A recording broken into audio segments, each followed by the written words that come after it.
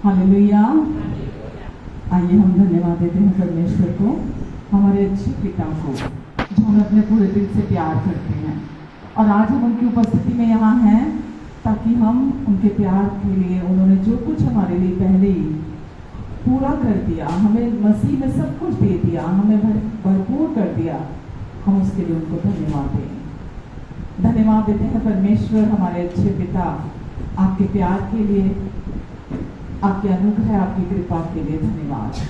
आज का दिन आपने हमें दिखाया ताकि इस दिन में आपकी कृपा से हम प्रवेश करें और आपकी भलाइयों को देखें। आज भी वो दिन है जो आपने बनाया है ताकि हम इसमें आनंदित रहें।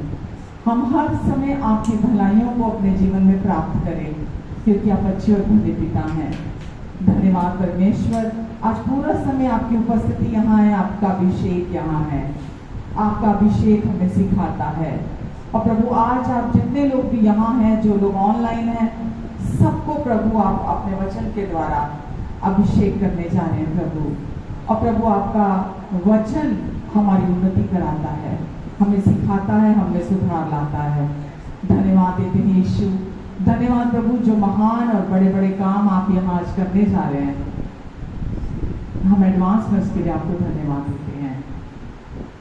धन्यवाद हम सेलिब्रेट करते हैं यीशु, जो आपने पहले ही हमारे लिए पूरा कर दिया।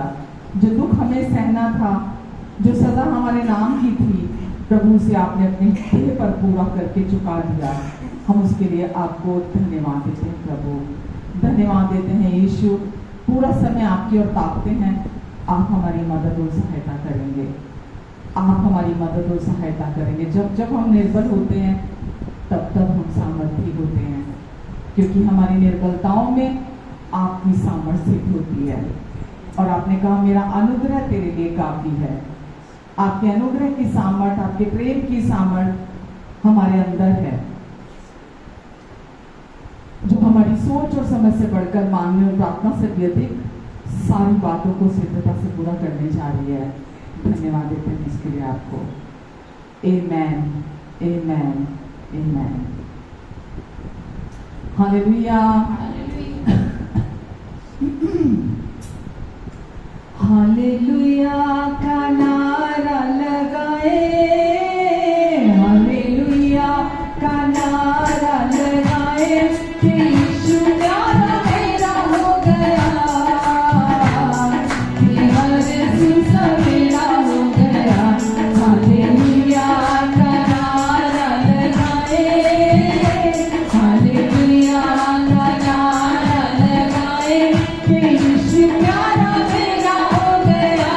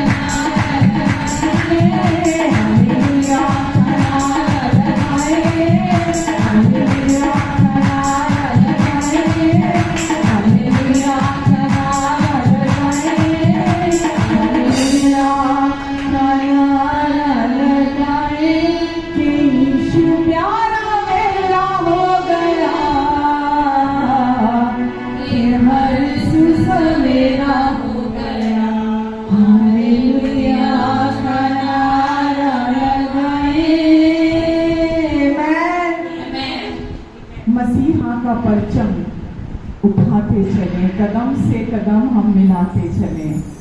कड़ी धूप हो या हो कोई तूफान, बड़े जोर से हम ये गाते चले।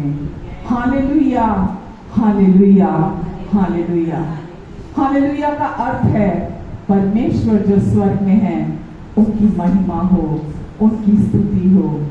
हम पिता आपको धन्यवाद देते हैं, हम आपकी महिमा करते हैं प्रभु, क्योंकि जो आपने हमारे लिए कर दिया पूरे जीवन भर हम आनंदित होकर जी सकते हैं। पूरे जीवन भर हम विश्राम का जीवन जी सकते हैं, क्योंकि ये आपने हमें दिया है। आमेन, हालेलुया, हालेलुया। महिमा देंगे तुझको प्रभु, महिमा तुझको प्रभु, तेरा नाम महान और सबसे ऊंचा है। तेरा नाम महान और सबसे ऊंचा है। महिमा देंगे तुझको प्रभु, महिमा तुझको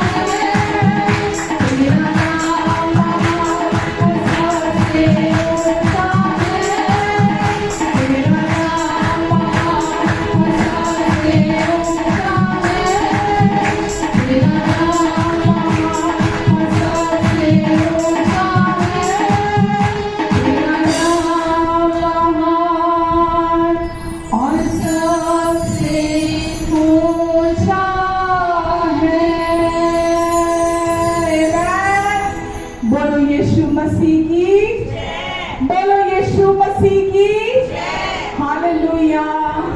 तेरा नाम महान और सबसे ऊंचा है। हर बीमारी का एक नाम है, हर समस्या का एक नाम है, हर कमी घटी का एक नाम है, हर वस्तु का एक नाम है, जो भी सृष्टि है उसका एक नाम है। तेरा नाम महान और सबसे ऊंचा है। तेरा नाम महान और सबसे ऊंचा है। हाँ प्रभु, इसलिए हम महिमा देते उस नाम को जो हर नाम से बड़ा, हर नाम से ऊंचा नाम है। आमेन, हालेलुया। धन्यवाद देते हैं यीशु, धन्यवाद देते हैं प्रभु आपको, हालेलुया। हे मेरे मन प्रभु को धन्य बोल तू, हे मेरे मन प्रभु को धन्य बोल तू। भूलो न मैं तेरे उपकारों को, भूलो न मैं तेरे उपकारों को। माफ किया, चंगा किया, माफ किया, चंगा किया। ताज पहनाया मुझको, किया, चंगा किया। ताज पहनाया मुझको, इसे कहेंगे। माफ किया, चंगा किया, ताज पहनाया मुझको। जैसे हो माफ किया, चंगा किया, ताज पहनाया मुझको। यीशु यीशु मेरे यीशु, यीशु यीशु मेरे यीशु, यीशु यीशु मेरे यीशु। मैं तो प्रभु भटका हुआ राही था, तूने मुझे अपने गले से लगा लिया। मैं तो प्रभु भटका हुआ राही था, तूने मुझे अपने गले से लगा लिया। माफ किया, चंगा किया, ताज पहनाया मुझको।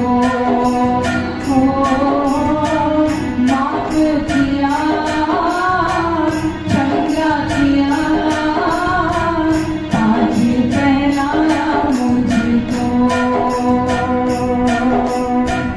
यीशु यीशु मेरे यीशु, यीशु यीशु मेरे यीशु,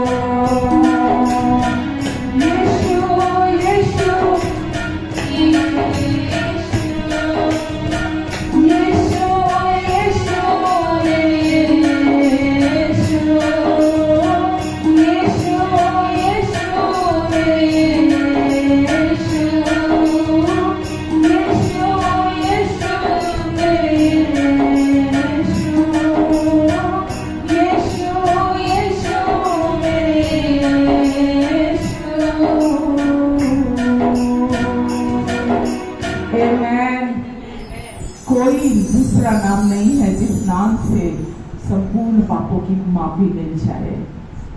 वचन कहता है स्वर्ग के नीचे मनुष्यों के बीच में केवल एक ही नाम से पापों से उद्धार मुक्ति मिलती है और वो है यीशु नाम। माफ किया, चंगा किया। यीशु ने हमारे लिए कोड़े खाए, इसीलिए खाए ताकि जिस समय यीशु ने कोड़े खाए उसी समय हमें चंगा उन्होंने कर दिया। वचन में लिखा है उसी के कोड़े खाने से तुम चंगे हुए। उसने आप ही अपने पीठ पर तुम्हारे लिए कोड़े खाए ताकि तुम चंगे हो जाओ। अब लिखा है कि यीशु ने जब क्रूस पर लटकाया जाता था वो लज्जा की बात जाना जाता था, इसीलिए क्रूस को चुना गया ताकि हमारी सारी लज्जा उस क्रूस पर यीशु अपने ऊपर ले लें और हमें अपनी महिमा में अपने साथ एक कर दे।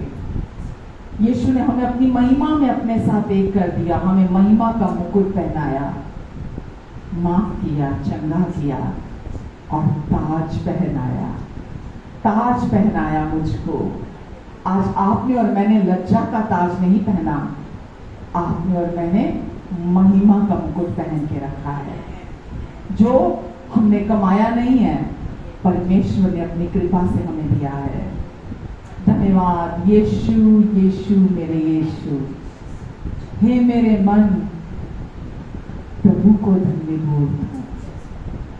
हे मेरे मन इधर उधर मत ताक, लोगों की तरफ मत ताक, परिस्थितियों की तरफ मत ताक। हे मेरे मन प्रभु को धन्य बोल तू और उसके किए हुए उपकारों को तू कभी ना भूलना, क्योंकि वही तो तुझे सारे तेरे पापों से क्षमा करता है और सारे रोगों से तुझे चंगा करता है। हे मेरे मन प्रभु को धन्य बोल तू। हालेलुया। यीशु हम आपके नाम को धन्य कहते हैं, जीवन देने वाले, शांति देने वाले, मुक्ति देने वाले, अपनी पहचान देने वाले प्रभु, हम आपकी महिमा करते हैं। प्रभु धन्यवाद आज के इस समय के लिए। आप हमारे साथ हैं इस समय, हमें गाइड करने के लिए, हमारी मदद करने के लिए।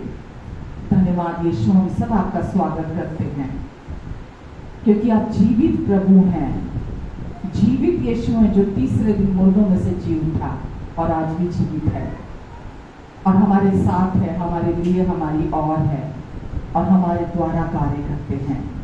यीशु हम आपको धन्यवाद देते हैं। हर एक को आप आशीष दीजिए प्रभु इस समय। जितने लोग यहाँ हैं, ऑनलाइन हैं, नामों नाम सबको आप ब्लेस कीजिए प्रभु, ब्लेस कीजिए प्रभु, क्योंकि आपकी इच्छा है इन्हें आशीष में चले। आपने इन्हें आशीष दी है प्रभु यीशु मसीह में और आज भी प्रभु आप इन्हें ब्लेस कर रहे हैं प्रभु। दुष्ट के सारे बंधन टूट रहे हैं, शैतान के सारे कामों का नाश हो रहा है इनके जीवन से। धन्यवाद यीशु, धन्यवाद प्रभु, आपका कृपालु हाथ इनके जीवन पर बना हुआ है। धन्यवाद यीशु।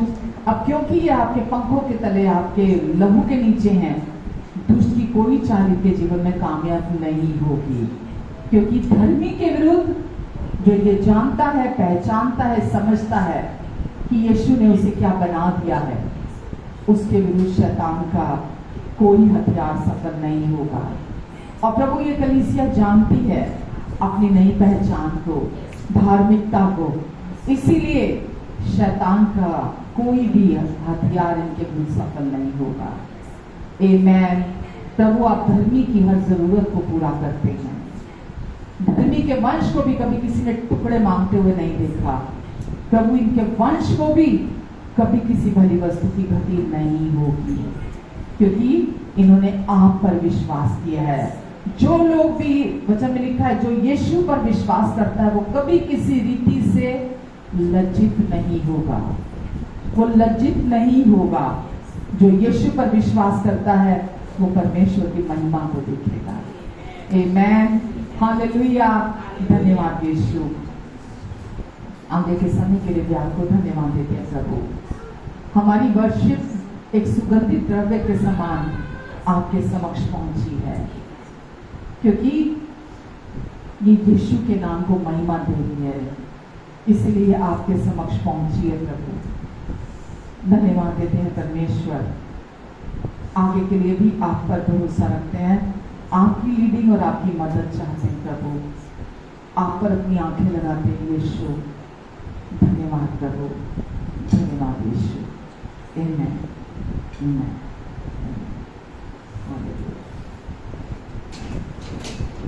हालेलुया। कितना सारे बहुत वधिया, कितना वधिया, कितने वधिया, बहुत वधिया।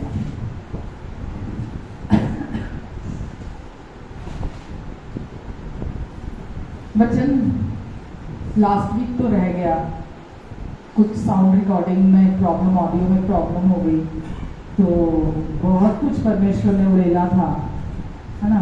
पर चलो, जो आए खास मौजूद थे उन्होंने रिसीव किया, है ना। तो आप लोग बहुत ब्लेस्ड हो, है ना, कि आप से मिस आउट नहीं हुआ, आप लोगों ने रिसीव किया सारा कुछ। तो गॉड ब्लेस यू।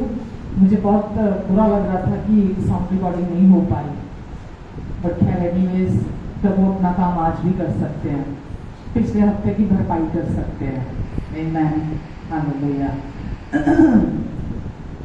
तो लास्ट वीक भी हम वचन शेयर कर रहे थे। आपको पता है कि हमारी कलीसिया सुसमाचार की कलीसिया है। सुसमाचार के अलावा कोई रास्ता, कोई उपाय नहीं चाहिए हमको, केवल सुसमाचार वही हमारी जिंदगी है, क्योंकि सुसमाचार पर विश्वास करने से ही हमारा उद्धार हुआ था। अब वो परमेश्वर के अनुग्रह से हुआ था, जो सबसे बड़ा काम सुसमाचार ने किया। सोचिए, अब आगे जो भी हमें चाहिए वो बाकी सब कुछ किसी दूसरे तरीके से हम क्यों प्राप्त करेंगे। तो जो कुछ भी वचन में लिखा, अनुग्रह पर विश्वास करने के द्वारा, अनुग्रह के सुसमाचार पर विश्वास करने के द्वारा हमारा उद्धार हुआ। और ये कर्मों से नहीं हुआ कि कोई व्यक्ति घमंड करे, क्योंकि अगर ये कर्मों से हुआ तो ये अनुग्रह से नहीं हुआ। अगर ये कर्मों से हुआ तो अनुग्रह से नहीं हुआ। तो परमेश्वर ने अनुग्रह के द्वारा, अनुग्रह पर विश्वास करने के द्वारा हमारा उद्धार कराया है। और परमेश्वर यही चाहते हैं, जीवन आगे का भी जो हमारा है वो सुसमाचार पर विश्वास करने के द्वारा, जो भी हमें चाहिए, परमेश्वर का प्रोविजन, परमेश्वर की चंगाई, छुटकारा, जो भी चीजें दुष्ट ने खराब की थी उसकी भरपाई, है ना, रिस्टोर करते हैं परमेश्वर उन चीजों को भी। वो सब कुछ कैसे हो? अनुग्रह के द्वारा, अनुग्रह पर विश्वास करने के द्वारा। आमेन। इसीलिए एब्सेंट नहीं होना चर्च में। चर्च में आना बहुत जरूरी है। अगर आप आएंगे तो आप इतना कुछ सीखते हैं आने से, इतना कुछ सीखते हैं आने से, कि आपका जो जीवन है वो एफर्टलेस लाइफ होती है। देखो, वचन में लिखा है, गॉस्पेल्स में भी लिखा है बहुत जगह, कि ध्यान दो कि तुम कैसे सुनते हो। ध्यान दो कि तुम कैसे सुनते हो, ध्यान दो कि तुम क्या सुनते हो। ऐसे ही नहीं सुनना, ध्यान दो कि तुम क्या सुनते हो और ध्यान दो कि तुम कैसे सुनते हो। तो कैसे सुनते, अगर आप आएंगे ही नहीं चर्च तो कैसे सुनेंगे और क्या सुनेंगे आप चर्च में आएंगे तो ही ये आप पर लागू होता है कि आप कैसे सुन रहे हैं और क्या सुन रहे हैं। क्योंकि विश्वास सुनने से आता है और सुनना मसीह के वचन से होता है। आप घर में वचन, मैं गारंटी के साथ बोलती हूँ, अगर आप ये बोले कि हम घर में वचन सुन लेते हैं, मैं विश्वास करती हूँ कि आप वचन लगाते होंगे। मैं विश्वास करती हूँ कि आपके घर में मतलब आप बड़ा डिसिप्लिन के साथ उसको चलाते होंगे। लेकिन मैं ये मानती हूँ और मैं ये जानती हूँ कि आप भी मेरे साथ राजी होंगे कि वो जैसा वचन कहता है कि ध्यान दो कि तुम कैसे सुनते हो और क्या सुनते हो, वो पॉसिबल ही नहीं है घर में। पॉसिबल ही नहीं है घर में। यहाँ आपकी अटेंशन बन पाना मुश्किल होती है आपको, जबकि यहाँ कोई डिस्ट्रैक्शन नहीं है। यहाँ भी आपकी अटेंशन बना पाना आपको इतना मुश्किल होता है, बार बार विचार कहीं दौड़ जाते हैं, कहीं दौड़ जाते हैं, कहीं दौड़ जाते हैं, कहीं चले जाते हैं। पूरा का पूरा सुनना ये बहुत बड़ी ब्लेसिंग है कि अगर कोई पूरा का पूरा सुन रहा है। इसीलिए बोलते हैं कि पेपर पेन लेके बैठो कि जो सुना है उसको लिख लो साथ में, क्योंकि लिखा हुआ सुना हुआ भूल जाएगा शायद, लिखा हुआ कभी नहीं भूलेगा आपको, वो आपके साथ हमेशा जीवन भर रहेगा जो लिखा होगा आपने। आजकल तो फोन में नोटबुक भी है कि अगर आप नोटबुक नहीं लाए, भूल गए, फोन में नोटबुक है, वहां आप लिखो, टाइप कर सकते हो वहां पर। तो जरूरी क्या है? वचन को सुनना, पूरी अटेंशन के साथ सुनना, पूरे ध्यान के साथ सुनना। अगर आप ये सोचो मैं तो 10 साल से चर्च में हूँ, मैं तो 15 साल से चर्च में हूँ, क्या बदला? कुछ तो नहीं बदला मेरी जिंदगी में। बदला तो थोड़ा बहुत बदला। वचन दोधारी तलवार है। वचन को बीज के समान जब बोया जाता है वो अपने समय पर फल लाता ही लाता है ना? अगर बीज बोया ही नहीं गया तो फल कभी नहीं आएगा। तो जब आप चर्च में आते हैं पहले तो चुनाव करते हैं आप चर्च आने का। मैं आपको बहुत बार बोलती हूँ, मैं तारीफ नहीं कर रही, लेकिन मैं आपको ये कह रही, जैसे मैं यहाँ आती हूँ, पुलपिट पे खड़ी होती हूँ, बहुत सारी सिचुएशंस ऐसी आती हैं, बहुत सारे कारण ऐसे बनते हैं कि मैं ना आऊं और मैं ना खड़ी हूं। लेकिन चुनाव क्या है कि अपने मन को ट्रेन किया है मैंने ये बोलकर कि चाहे कुछ भी हो जाए चर्च जाना है। कोई भाई बहन रिश्तेदार कोई भी सब बाद में, पहले मैं आती हूँ, पहले मेरी लाइफ है, पहले मेरा जीवन है, बाकी सब बाद में आते हैं। वचन में लिखा अगर अभी भी हम मनुष्यों को मनाते हैं तो हम यीशु मसीह को कैसे, मतलब क्या, मैं कोई कड़ा शब्द नहीं इस्तेमाल करना चाहती, पर अगर अभी भी हम मनुष्यों को मनाते हैं तो हम यीशु मसीह को जानते ही नहीं है। तो इसीलिए सारी दुनिया बाद में आती है, भाई बहन रिश्तेदार, ठीक है। सबसे पहले आपका जीवन आता है। अगर आपका जीवन मतलब अगर देखो, समझो इस बात को मैं क्या कहना चाह रही हूं, अगर आप वचन सुनते हैं तो आप भावनाओं में नहीं जीते हैं, क्योंकि अगर आपका जीवन भावनाओं के द्वारा नियंत्रित होगा तो ना तो आप खुद खुश रहेंगे, ना कहीं पहुंचेंगे, जीवन कहीं नहीं बदलेगा आपका। चर्च आने का मतलब क्या है? जब आप वचन सुनते हो तो वचन आपके जीवन को डोमिनेट करता है। डोमिनेट कह लो या डोमिनेट वर्ड यूज नहीं करना तो लीड करता है आपके जीवन को। भावनाएं लीड नहीं करती हैं आपको, वचन, परमेश्वर का वचन आपको लीड करता है। क्योंकि जब मैं बार बार बोलती हूँ कि ये जीवन हमारा एफर्टलेस जीवन है, हम, परमेश्वर ये नहीं कहते कि हम अपनी सामर्थ्य से इस जीवन को जिए। परमेश्वर कहते हैं तुम मेरे वचन को रिसीव करो, मेरे वचन को सुनो, मेरा वचन अपने आप तुम्हारे अंदर काम करेगा। वो हमारे अंदर इच्छा भी डालता है और उसको पूरा करने का काम भी परमेश्वर का वचन करता है। कन्विक्शन अंदर से आता है। तो अगर हम चर्च आने का चुनाव नहीं करते, अगर हम वचन सुनने का चुनाव नहीं करते, हम क्या सुन रहे हैं वो चुनाव नहीं करते, तो जीवन ज्यों का त्यों बना रहता है। परमेश्वर आपसे कभी गुस्सा नहीं होते, कभी नाराज नहीं होते अगर आप चर्च नहीं आते तो, लेकिन आपका मन भटकाव में चला जाता है, आपका मन भटकने में भटक जाता है आपका मन, और आपको खुद नहीं पता चलता। मालूम है, अगर मन में भटकन आ जाती है ना, आप आजमा के देख लेना इस बात को, इतना डिफिकल्ट हो जाता है ना वचन को सुनना, रिसीव करना, बहुत डिफिकल्ट हो जाता है। वो वचन सुना ही नहीं जाता आपसे, समझ रहे हैं? सबसे मुश्किल काम हो जाता है वचन को सुनना। बैठे तो हैं हम, लेकिन क्या सामने वाला बोल रहा है कुछ समझ में नहीं आ रहा, सब निकल के जा रहा है, कुछ समझ में नहीं आ रहा होगा। जबकि वो परमेश्वर का वचन के लिए लिखा है वो अविनाशी बीज है, क्या है? अविनाशी बीज है। जब कोई व्यक्ति उस अविनाशी बीज को अपने अपने अपने अपने अंदर रिसीव करता है, वो बहुत फल लेकर आता है। 30 गुना, 60 गुना, 100 गुना फल लेकर आता है। आप समझ रहे हैं? तो वचन को सुनना, कैसे सुनना? पूरा अटेंटिव होकर, पूरे पूरे ध्यान से सुनना।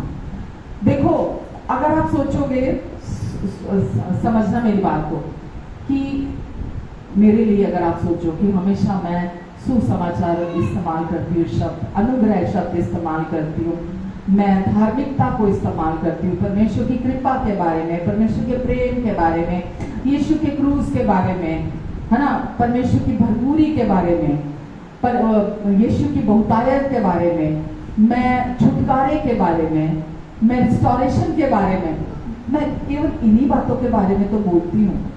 लगता है कि यार कुछ नया बोलो, ये हर बार यही बात बोलते हो आप, तो फिर जो आप सुनना चाहते हो वो कोई और सुसमाचार है, वो कोई और सुसमाचार है। परमेश्वर ने, मालूम है, सुसमाचार को इतना हमारे लिए जैसा गलातियों में लिखा है कि अगर कोई सुसमाचार को छोड़कर कोई और सुसमाचार, मसीह के सुसमाचार को छोड़कर कोई और सुसमाचार प्रचार करे तो वो दुगने श्राप के अंदर आ जाता है। आना चाहते हैं हम दुगने श्राप के अंदर? हम सब डबल ब्लेसिंग्स के अंदर आना चाहते हैं। तो हम सुसमाचार को छोड़कर, क्रूस को छोड़कर हमें और कुछ नहीं सुनना, क्योंकि परमेश्वर भी बहुत खुश होते हैं जब हम यीशु के बारे में बात करते हैं। परमेश्वर की यही इच्छा है, परमेश्वर को केवल यही अच्छा लगता है कि हम उनके पुत्र के बारे में बात करें, क्योंकि परमेश्वर की सारी योजना, परमेश्वर ने जो भी अपने मन में जो योजना तैयार की थी, जो सृष्टि की उत्पत्ति के समय से थी, वो यीशु ने आकर पूरी की है। उस काम को सिद्धता से पूरा किया जो परमेश्वर ने योजना बनाई थी। तो जब आप यीशु के बारे में बात करते हैं, परमेश्वर बहुत प्रसन्न होते हैं, परमेश्वर बहुत खुश होते हैं। तो इसीलिए हम केवल यीशु के बारे में बात करते हैं, क्योंकि एफर्टलेस चेंज किसी भी इंसान की जिंदगी में सुसमाचार के द्वारा आता है, यीशु को सुनने के द्वारा आता है। अगर वो व्यक्ति पूरे ध्यान से वचन को सुनता है तो। आमेन। अपने बारे में अच्छा या बुरा सोचकर आप कभी भी अपने जीवन में खुश नहीं रह सकते। अगर आपका सारा फोकस अपने ऊपर है कि मैं कितना अच्छा हूं, मैं कितना बुरा हूं, मैंने कितना अच्छा किया, मैंने कितना बुरा किया, मुझे ये करना चाहिए था, मैंने ये नहीं किया, मुझे वो नहीं करना चाहिए था, मैंने वो किया। अगर आप अपने बारे में अच्छा और बुरा सोचते रहेंगे हर टाइम, आप अपने जीवन में कभी खुश नहीं रह सकते हैं। इसलिए अपने जीवन में खुश रहने के लिए आपको सुसमाचार को समझने की जरूरत है। जिंदगी में खुश रहने के लिए क्या सुनने की जरूरत है? अगर आप सुसमाचार को सुनेंगे और समझेंगे, आप जीवन में हमेशा, बाइबल खुश की जगह आनंद वर्ड यूज करती है, आप हमेशा आनंद में जीवन जिएंगे। किसी को क्या चाहिए जिंदगी में? कोई भी व्यक्ति जीवन में क्या चाहता है? मुझे कोई पूछे मैं अपने बच्चों के लिए क्या चाहती हूँ, मैं अपने लिए क्या चाहती हूँ? कि मेरे बच्चे खुश रहें, हमेशा आनंद में रहें, उन्हें कभी किसी बड़ी वस्तु की कमी घटी ना हो, वो हमेशा प्रभु में आनंदित। आनंद में मतलब संसारिक खुशी की बात नहीं कर रही मैं, प्रभु में आनंदित रहें। क्योंकि इस संसार को तो अगर हम देखें तो जैसा बाइबल कहती है, इसमें कुछ भी अच्छा नहीं है। कुछ भी अच्छा से मतलब इसमें ये परिवर्तनशील है, ये हर समय बदल रहा है ना। तो आप इस पर भरोसा रखते हुए नहीं जी सकते संसार पर। लेकिन अगर आप सुसमाचार की ओर ताकते हैं, सुसमाचार पर विश्वास करते हैं, तो आप हमेशा एक जैसा जीवन जी सकते हैं। वो जीवन भावनाओं पर केंद्रित नहीं होगा कि बाहर से कुछ अच्छा होगा तो मैं खुश होऊंगा, बाहर से कुछ अच्छा मिलेगा, मेरी जिंदगी में ये अच्छा हो जाए, मेरी जिंदगी में वो बदल जाए, मेरी जिंदगी में ये व्यक्ति मेरे प्रति ऐसा सोचने लग जाए, या मेरे को ये जॉब मिल जाए, या मेरे को ये मेरी शादी फला व्यक्ति से हो जाए। वो सब खत्म हो जाते हैं। आप प्रभु में आनंदित रहना सीख जाते हैं केवल सुसमाचार के द्वारा, केवल सुसमाचार के द्वारा। और सुसमाचार धार्मिकता का सुसमाचार है, कुछ और नहीं है। वो प्रभु यीशु मसीह के पूरा हुए कार्य के बारे में है, हमारी नई पहचान के बारे में है जो यीशु ने हमारे लिए कर दिया। आमेन। तो धार्मिकता क्या है उसको ही हमें समझना होगा, ताकि जितना हम समझेंगे बिना कोशिश हमारा जीवन बदलता चला जाएगा। तो कोई भी इंसान अपने परफेक्ट बिहेवियर से, अपने सिद्ध बर्ताव के द्वारा धार्मिकता को अपने जीवन में प्राप्त नहीं कर सकता। धार्मिकता केवल प्रभु यीशु मसीह पर विश्वास करने के द्वारा परमेश्वर की ओर से गिफ्ट है जो हम रिसीव करते हैं। तो जो कोई भी प्रभु यीशु मसीह के परमेश्वर के द्वारा यीशु के द्वारा परमेश्वर के पास आता है, तो वो व्यक्ति यीशु के साथ रिश्ते में जुड़ जाता है, यीशु के साथ एक हो जाता है और परमेश्वर की धार्मिकता को वो अपने लिए रिसीव करता, अपने लिए ग्रहण करता है। आमेन।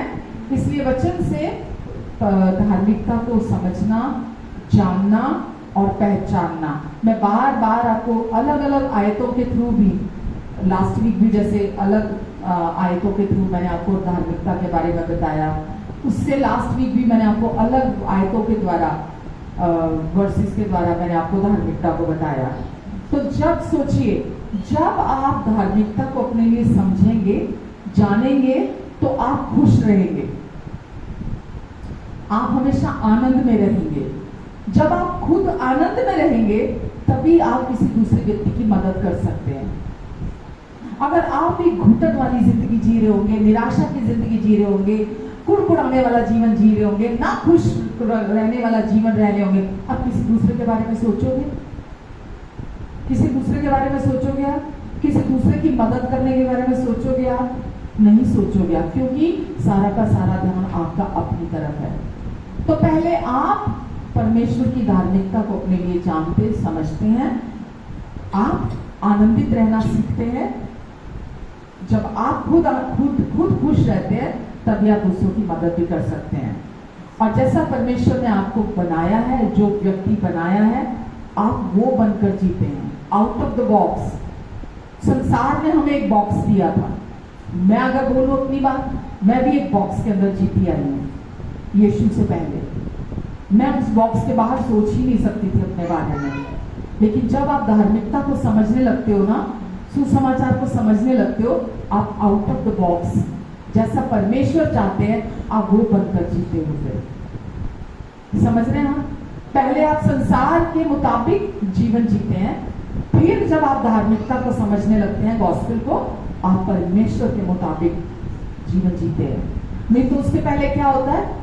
इस रिश्ते को देखा, उस रिश्ते का मुंह देखना, उस रिश्ते के लिए जीना, उस रिश्ते के लिए जीना, वो नाराज ना हो जाए, उसको बुरा ना लग जाए, वो मेरे बारे में अच्छा सोचे, वो मेरे बारे में बुरा ना सोचे, वो ये ना सोचे कि मैं उनके बारे में नहीं सोचता। ये सब चला जाता है। ये भी सब सेल्फ सेंटर्डनेस की वजह से होते हैं। यहाँ भी हम अपने बारे में सोच रहे होते हैं, तभी हम दूसरों के बारे में सोचते हैं कि वो मैंने बोला ना, अगर हम अपने बारे में अच्छा या बुरा हर टाइम सोचते रहेंगे तो हम कभी भी अपने जीवन में खुश नहीं रहेंगे। आप दुनिया के लिए कुछ भी कर लो, कुछ भी किसी हद तक भी चले जाओ, कोई खुश नहीं होगा आपसे, किसी भी हद तक चले जाओ। इसलिए मैंने तो दुनिया को खुश करने की कोशिशें बंद कर दी। मैं दुनिया को खुश करने के लिए नहीं जीती हूँ। मैं परमेश्वर जो कहते हैं, वो जो उनकी इच्छा है, जो वो चाहते हैं, मैं उसके मुताबिक आउट ऑफ द बॉक्स में जिंदगी जीती हूँ। मैं ये नहीं कहती अरे मैं किसी से नहीं डरती, मेरे को किसी की परवाह नहीं है, मैं अपने हिसाब से जिंदगी जीऊंगी, मैं अपने मुताबिक जिंदगी जीऊंगी। मैं वो सब नहीं कह रही हूँ, ये भी सेल्फिशनेस है। मैं आपको ये कह रही हूँ कि मैं परमेश्वर के वचन को अपने जीवन में सामने रखते हुए जीना चाहती हूँ, ताकि मैं सही जीवन जीऊं। मुझे अपने रिश्तों को, मुझे लोगों को, मुझे संसार के लोगों को आगे रखते हुए नहीं चलना कि कोई मुझसे नाराज ना हो जाए, सब मुझे अच्छा बोले, सब मुझसे खुश रहे। मुझे वो जिंदगी नहीं जीनी है। मेरे लिए सबसे पहला स्थान मेरी जिंदगी में किसका होना चाहिए? परमेश्वर का होना चाहिए। सबसे पहला स्थान किसका होना चाहिए? परमेश्वर का होना चाहिए। अगर मैं अपने जीवन में पहला स्थान परमेश्वर को देती हूं तो मैं कभी भी किसी भी दूसरे जो रिश्ते हैं वहां पीछे नहीं रहूंगी। सोचिए, परमेश्वर कहते हैं पहला स्थान परमेश्वर का है, दूसरा स्थान फैमिली का है, तीसरा स्थान मिनिस्ट्री का है, चौथा स्थान दोस्तों का है। लेकिन इन सब में भी पहला स्थान परमेश्वर का है। आपके हर रिश्ते में भी सबसे पहले परमेश्वर आते हैं। जैसा कि मेरा और मेरे पति का रिश्ता सबसे पहले नंबर पर है, लेकिन मेरे पति के साथ इस रिश्ते में भी सबसे पहले नंबर पर परमेश्वर आते हैं।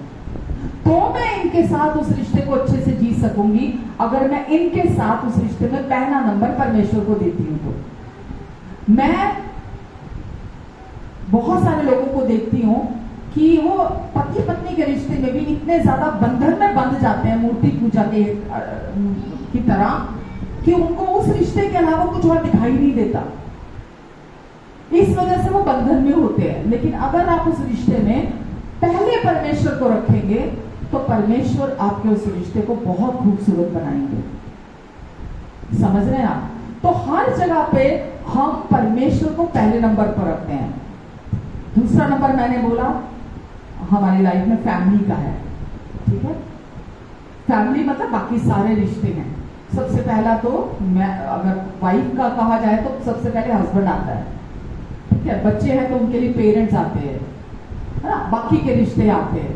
तो आप जब उस रिश्ते में पहला स्थान परमेश्वर को देंगे, जो परमेश्वर आपका वचन आपके लिए कहता है, तो उसके साथ जो भी प्रॉमिस जुड़ा होता है वो आपके जीवन में पूरा होता है अगर आप परमेश्वर को पहला स्थान देते हैं।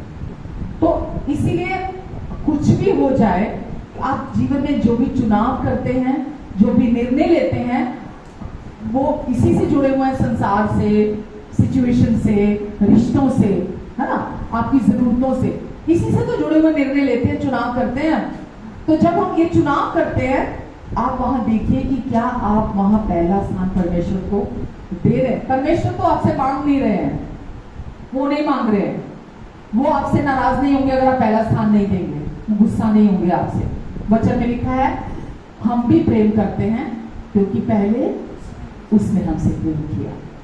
तो ये उसका फ्रूट है, उसका बाय प्रोडक्ट है कि जब आपको ये समझ आ जाती कि परमेश्वर ने आपसे कितना प्यार किया तो आप भी प्रेम करते हैं। जब आप प्रेम करते हैं, जिसको आप सबसे ज्यादा प्यार करते हैं उसको आप पहला स्थान देते हैं। हाँ कि ना? तो परमेश्वर ने हमें पहला स्थान दिया, हम उनकी प्रायोरिटी थे, हमें पहला स्थान दिया। यहां तक कि हमारे लिए यीशु को भी क्रूस पर मर जाने दिया, हमें सबसे पहला स्थान दिया। तभी तो हमारे बदले में उन्होंने अपने पुत्र को दे दिया। तो आज हम ये क्योंकि जानते हैं कि परमेश्वर ने हमें पहले नंबर पर रखा, अपने पुत्र से भी बढ़कर हमसे प्यार किया। आमेन, हालेलुया। तभी तो यीशु को दे दिया उन्होंने। तो आज हम भी जो भी चुनाव करते हैं, हम लोगों से डरते नहीं है। मतलब परमेश्वर का डर जो लोगों ने रखा हुआ है, परमेश्वर के डर को लोग ऐसा बोल देते हैं, पता नहीं परमेश्वर क्या कर देंगे अगर मैं सही नहीं चला तो, और ये मेरे से गलती होगी तो परमेश्वर पता नहीं क्या कर देंगे। परमेश्वर का डर ये नहीं है। परमेश्वर का डर का मतलब ये है, जिसके अंदर परमेश्वर का डर आ जाता है, यानी कि श्रद्धा आदर आ जाते हैं, वो भी किसी बात से नहीं डरता। समझ रहे हैं?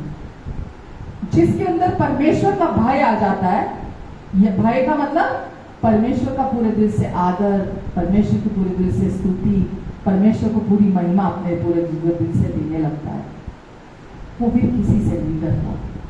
डरता का मतलब घमंडी नहीं हो जाता वो, कि वो किसी की परवाह नहीं करता।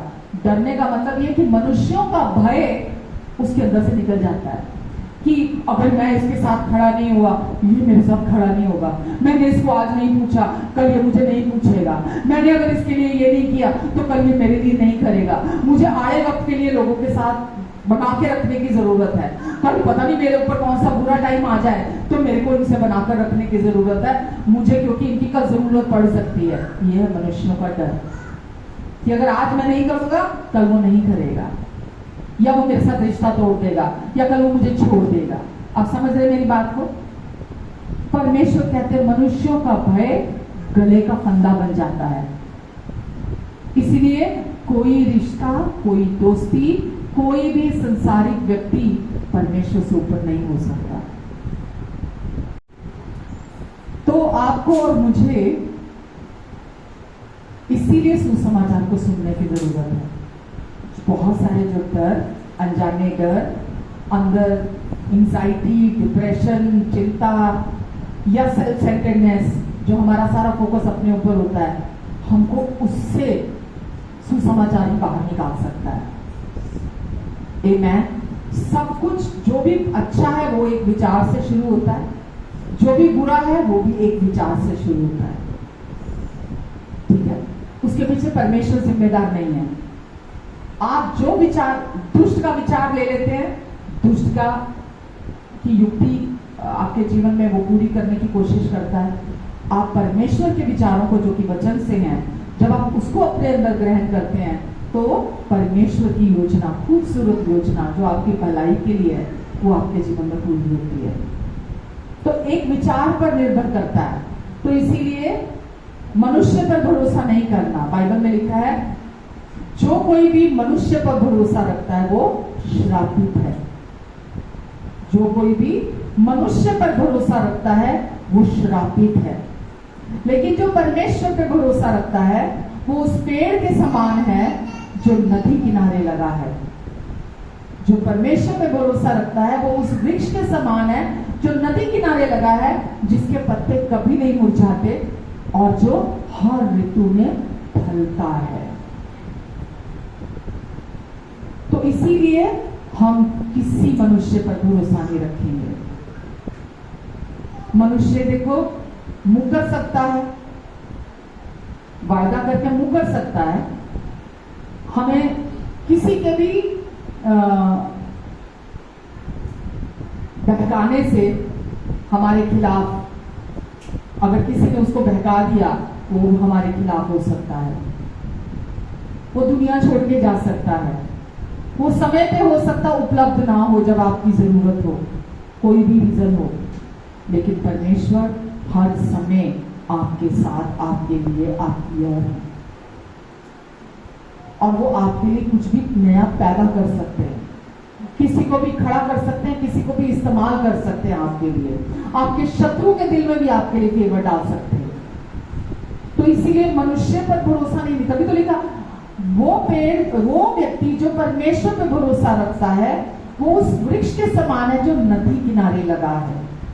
जो मर्जी आने दो, आंधी तूफान, दुनिया में अकाल आ रहा हो, कहीं कुछ भी हो रहा हो, वो पेड़ जो नदी किनारे लगा हुआ है वो हर ऋतु में फलता है, उसके पत्ते कभी नहीं मुरझाते। तो कौन सा हमारे लिए सही है? मनुष्य पर भरोसा रखना श्राप के नीचे लेकर आता है। अगर मैं परमेश्वर से ज्यादा अपने पति पर भरोसा रखने लग जाऊं तो ये लागू नहीं होता वचन। अगर मेरे पति परमेश्वर से ज्यादा मुझ पर भरोसा रखने लग जाएं तो क्या ये वचन वहां लागू नहीं होता? हर जगह लागू होता है। तो आप किसी पर भी, किसी को भी परमेश्वर की जगह नहीं दे सकते, किसी को भी नहीं दे सकते। केवल परमेश्वर पे भरोसा मतलब अपनी हर समय में, हर परिस्थिति में, हर जरूरत के लिए उनकी ओर ताकना। किसी इंसान से कोई भी किसी तरह की कोई उम्मीद नहीं रखनी, कोई एक्सपेक्टेशन नहीं रखनी। यही तो सीख रहे हैं हम, यही तो सीख रहे हैं हम कि हमारी आंखें इंसान पर से हट जाए, हमारी आंखें किसी भी इंसान पर लगी ना रहे, हम केवल परमेश्वर पर भरोसा रखें। खुद पे भी लगी ना रहे, हमारी आंखें अपने ऊपर भी लगी ना रहे, किसी इंसान पर भी लगी भी ना रहे, हमारी आंखें सिर्फ और सिर्फ प्रभु पर लगी रहें। आमेन, आमेन, हालेलुया। तो इसीलिए हमें धार्मिकता की समझ की जरूरत है, ताकि हम भरपूरी और बहुतायत का जीवन जो यीशु हमें देने के लिए आए थे, हम उसे हर दिन जी सकें। यीशु ने क्या कहा? मैं आया तुम्हें जीवन देने और बहुतायत से का जीवन, ताकि आप केवल जियो नहीं, केवल जियो नहीं, उस जीवन को जो मैं देने आया उसको बहुतायत से जियो। आमेन। रोमियो 5 में लिखा है, अतः जब हम विश्वास से धर्मी ठहरे, अतः जब हम विश्वास से धर्मी ठहरे। पूरी बाइबल में धर्मी शब्द बहुत बार इस्तेमाल हुआ है, पुराने नियम में भी नए नियम में, लेकिन यहाँ हम क्या पढ़ रहे हैं? अब हम विश्वास से धर्मी ठहरे। तो यहाँ जो धर्मी शब्द का इस्तेमाल परमेश्वर ने किया है, इसका अर्थ पता क्या है? परमेश्वर कह रहे हैं कि अब तुम विश्वास से धर्मी ठहरे, यानी कि परमेश्वर आपको ऐसा देखने लगते हैं जैसा आपने कभी जीवन में कोई पाप नहीं किया। अतः जब हम विश्वास से, पहले हम यीशु में जब नहीं थे तो हम पापी थे, हम अच्छा करके भी पापी थे, बुरा करके भी पापी थे, क्योंकि हमारे डीएनए में पाप था। हम आदम के पाप के कारण पापी थे, हम कुछ भी करके पापी ही थे। लेकिन अतः जब हम विश्वास से धर्मी ठहरे, ये अतीत काल है या वर्तमान काल है या भविष्य काल है? ठहरे कौन सा काल है? अतीत। कौन सा काल है? अतीत काल। कौन से समय की बात हो रही है? जो हो चुका है, जो काम हो चुका है, वर्तमान की नहीं हो रही, ना भविष्य में आने वाले समय के लिए हो रही है। अतः अब जब हम विश्वास से धर्मी ठहरे, हम विश्वास के द्वारा धर्मी ठहरा दिए गए, यानी कि परमेश्वर हमें ऐसा देखते हैं जैसा हमने एक भी पाप ना किया हो। इससे बड़ी कोई बात हो सकती है? इससे बड़ी कोई बात हो सकती है? हम अभी तक याद रखे हुए हैं, हम नहीं भूल रहे हैं, हम हमेशा अपने मन में मैंने ये किया, मैंने वो किया, मुझे ये करना चाहिए था, मुझे वो करना चाहिए था, मुझे ऐसा करना चाहिए था, मुझे वैसे करना चाहिए था, मैंने ये नहीं किया, मैंने वो नहीं किया। हम उसी में उलझे हुए हैं, जबकि ये काम पूरा हो चुका है। परमेश्वर आपको यीशु की वजह से ऐसा देखते हैं जैसा आपने कभी कोई पाप ना किया हो। अभी इस समय भी परमेश्वर की आंखें आप पर लगी हुई हैं, दृष्टि आप पर लगी हुई है, और वो आपको ऐसा देख रहे हैं कि आपने कभी कोई भी पाप नहीं किया। आप सोचिए, अभी तक भी हम अपने आप को वही पुराना इंसान समझ रहे हैं, तो हमको कितना ज्यादा सुसमाचार सुनने की जरूरत है। अभी भी हम अपने अच्छे और बुरे में फंसे हुए हैं कि मैंने क्या अच्छा किया, नहीं किया, मेरे को क्या करना चाहिए था, क्या नहीं करना, कि मैं कितना अच्छा हूँ, मैं नहीं हूँ, मैं कितना, उसी में ही उधेड़-बुन में हम अभी भी लगे हुए हैं। तो हमें कितना ज्यादा अभी भी छुटकारे की जरूरत है। उस बॉक्स में से, जो मैंने बोला ना, जो संसार में हमें मिला विरासत में आदम के डीएनए की वजह से, उस बॉक्स से बाहर आने के लिए बार बार अनेकों बार, अनगिनत बार आपको और मुझे सुसमाचार सुनने की जरूरत है। आमेन। और परमेश्वर उस व्यक्ति को बिल्कुल ऐसा ही देखते हैं जिसने यीशु पर विश्वास किया है। तो आपको परमेश्वर कैसा देखते हैं? क्या मतलब उसका? क्या मतलब उस बात का? परमेश्वर मुझे धर्मी देखते हैं, क्या मतलब? कि जैसा अब हम अभी भी गलतियां करते हैं, हम अभी भी अपने बिहेवियर में परफेक्ट थोड़ा हुए हैं, हम अभी भी कमियों के साथ भरे हुए हैं, अभी भी हमारे अंदर गलतियां हैं, लेकिन परमेश्वर की दृष्टि में वो हम ऐसे बन चुके हैं कि जैसा हमने कभी कोई पाप नहीं किया। हमारी स्लेट साफ, मिटा दी गई है जो भी हमारे नाम के पाप थे। कोई गलती नहीं है अब आपकी परमेश्वर के सोचों में, उनकी मेमोरी में। आप समझ रहे हैं? एक भी नहीं है। हम दूसरा, अच्छा अपने लिए हम मान जाते हैं कभी कभी थोड़ा बहुत, लेकिन दूसरे की याद रखते हैं, है ना? ऐसे करते ना, हम दूसरे की याद रखते हैं, उसने ये किया था मेरे साथ, उसने मेरे साथ ये किया था, उसने ऐसा किया था, उसने ऐसा किया था, उसने ऐसा गलत किया था। अरे भाई, जैसे आपके पाप पूरी तरह स्लेट साफ कर दी, वैसे ही सामने वाले की भी कर दी है, उसकी भी कर दी है स्लेट साफ। उसके भी पाप परमेश्वर उसको भी जब देख रहे हैं तो ऐसा देख रहे हैं जैसे उसने कभी भी एक भी पाप नहीं किया। तो हम कौन होते हैं दूसरे के ऊपर हाकिम बनकर खड़े होने वाले? हम खुद को तो ऐसा सोचने लग जाते हैं कि चलो ठीक है, अब कह रहे हैं तो मैंने कर दिया। लेकिन हम क्योंकि समझते नहीं है, वचन में लिखा है जिसका अधिक माफ हुआ वो अधिक प्यार करता है, जिसका कम माफ हुआ वो कम प्यार करता है। हम सबका अधिक माफ हुआ है, हम में से किसी का भी कम माफ नहीं हुआ, हम सबका अधिक माफ हुआ है। अधिक से क्या मतलब? मेरे जितने पाप थे सारे यीशु ने धो के साफ कर दिए, आपके जितने पाप थे यीशु ने धो के साफ कर दिए। जितने भी लोग यहाँ बैठे हैं सबके जितने भी पाप थे, किसी के 100, किसी के 99, 95, 90, समझाने के लिए बोल रही हूँ मैं ये बात। जबकि हम आदम के पाप की वजह से पापी थे। किसके पाप की वजह से पापी बने थे? आदम के पाप की वजह से पापी बने थे। तो हम सबका अधिक माफ हुआ है, पूरा पूरा का पूरा यीशु ने धोकर साफ किया है। इसीलिए हम सब आज हम प्यार करते हैं, अधिक प्यार करते हैं, क्योंकि हमारा पूरा माफ कर दिया है।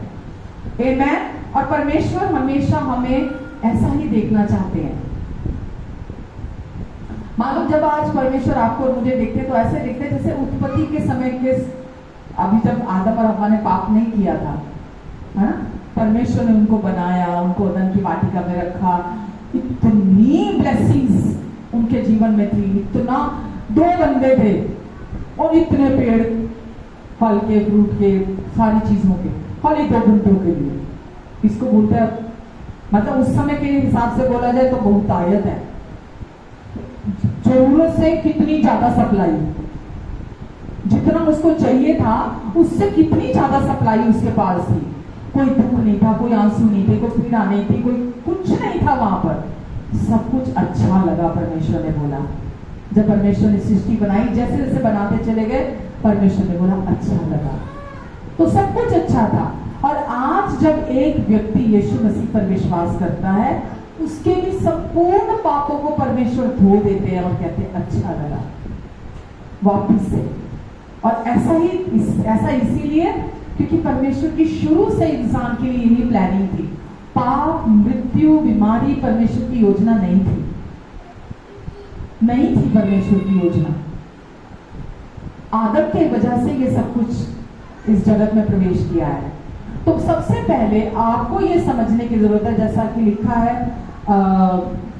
रोमियो 6 में, कि जीवन के आत्मा की व्यवस्था ने हमें पाप और मृत्यु की व्यवस्था से छुड़ा दिया है। अब आपके अंदर परमेश्वर ने अपने आत्मा को भेजा है, अपने आत्मा को डाला है, ताकि आप उनके साथ एक आत्मा होकर जुड़ जाएं और परमेश्वर अपना जीवन आप में से होकर जी सके।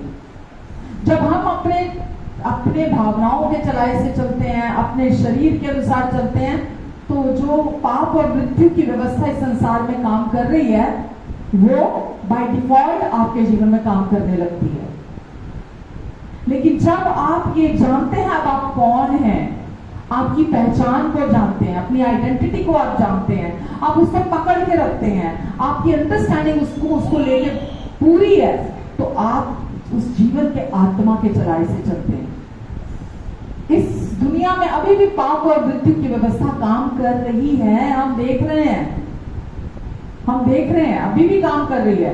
लेकिन हमको ये पता होना चाहिए हम उस पाप और मृत्यु की व्यवस्था के अधीन नहीं है, हम उसके अधीन नहीं है। क्यों? क्योंकि हमने प्रभु यीशु मसीह पर विश्वास किया और वचन में लिखा है अब जो मसीह यीशु में उन पर दंड की आज्ञा नहीं है, क्योंकि वो पाप और मृत्यु की व्यवस्था के अधीन नहीं है। अब जीवन का आत्मा आपके अंदर आ चुका है और आप उस जीवन के आत्मा के साथ जुड़कर एक हो चुके हैं। एक मतलब एक, जैसे एक बच्चा माँ के गर्भ में आता है, बच्चा और माँ, जबकि वहां वो 2 जन हैं, लेकिन है तो उस एक ही देह के अंदर ना। परमेश्वर का आप परमेश्वर के आत्मा को अपने अंदर रिसीव कर चुके हैं। और वो अब आपकी आत्मा के साथ एक होकर जुड़ चुका है, आप उसके साथ एक हो चुके हैं। और परमेश्वर ये कभी नहीं कहते कि आप अपनी सामर्थ्य से अब आगे का जीवन, बाकी का जीवन जियो।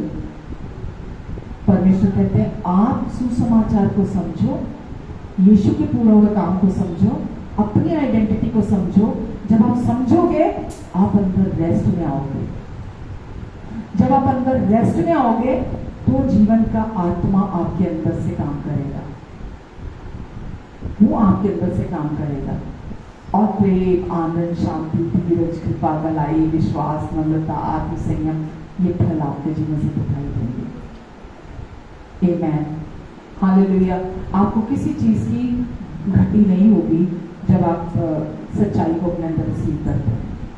तो वचन हमें बताता है कि विश्वास के द्वारा उद्धार एक व्यक्ति का होता है ना। रोमियो 1:17 में हमने लास्ट टाइम भी पढ़ा था कि सुसमाचार पर विश्वास, अब कोई भेद नहीं रहा, ना यूनानी ना यहूदी, हर एक विश्वास करने वाले के लिए उद्धार के निमित्त सुसमाचार की सामर्थ, परमेश्वर की सामर्थ उपलब्ध है।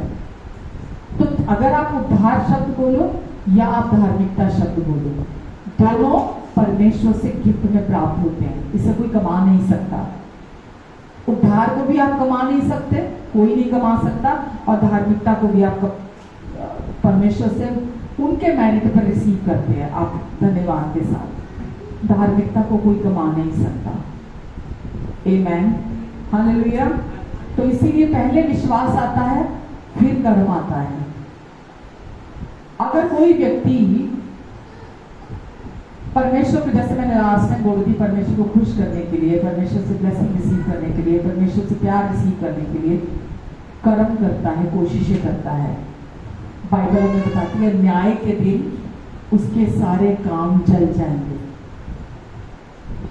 न्याय के दिन उसके सारे काम जल जाएंगे, वो बच जाएगा, लेकिन जो भी काम है उसके, जो उसने परमेश्वर को दिखाने के लिए किए, परमेश्वर को खुश करने के लिए किए, परमेश्वर से प्यार रिसीव करने के लिए, परमेश्वर की ब्लेसिंग्स को रिसीव करने के लिए, या अच्छा बनने की कोशिश, धर्मी बनने की कोशिश, धार्मिकता को कमाना, उद्धार को कमाना, उसके सारे काम जल जाएंगे।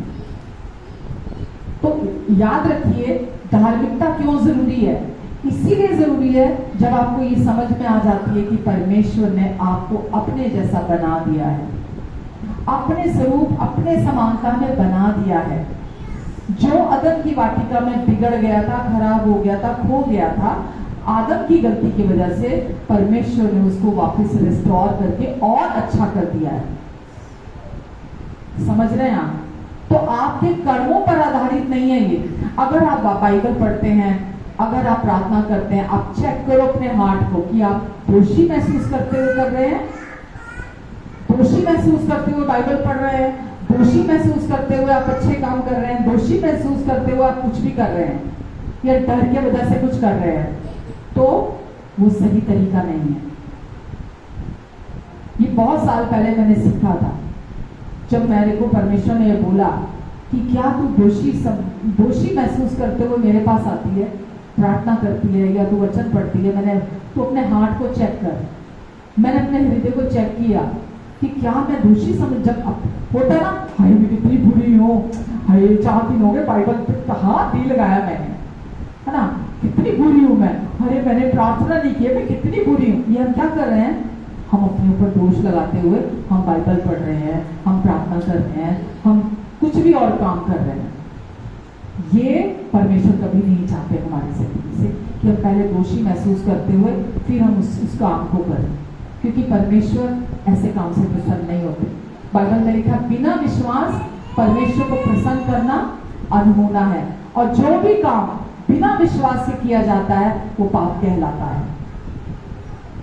जो भी काम बिना विश्वास के आप करते हैं वो पाप कहलाता है। तो परमेश्वर ये नहीं चाहते कि आप, विश्वास करना क्या है, लास्ट वीक भी मैंने बताया था, बेल बजा दो बच्चों, घंटी बजाओ, चलो घर चले। विश्वास करना क्या है, धार्मिकता पर विश्वास करना क्या है, धार्मिकता पर विश्वास करना कहलाता है। जब आप धार्मिकता को समझने लगते हैं तो आप उस पर विश्वास करने लगते हैं। आपको पता है कि इसे कमा नहीं सकती मैं, अपने कर्मों से मैं इसे प्राप्त नहीं कर सकती, तो आप अंदर रेस्ट में आते हैं। आप कोई कोशिश नहीं करते हैं, पवित्र आत्मा को अपने अंदर से काम करने देते हैं। पवित्र आत्मा आपको सही निर्देशित करते हैं। आपके कदमों को, वचन में लिखा है, तू मेरे कदमों को निर्देशित करता है।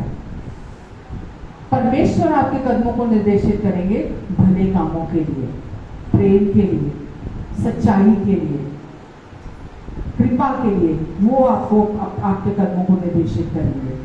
आमेन। तो सच्चाई को जब हम पूरी तरह से समझने लगते हैं परमेश्वर की, कि हम विश्वास से धर्मी ठहरे हैं। रोमियो आप निकाल लो वापस 5 का आता, जब हम विश्वास से धर्मी ठहरे,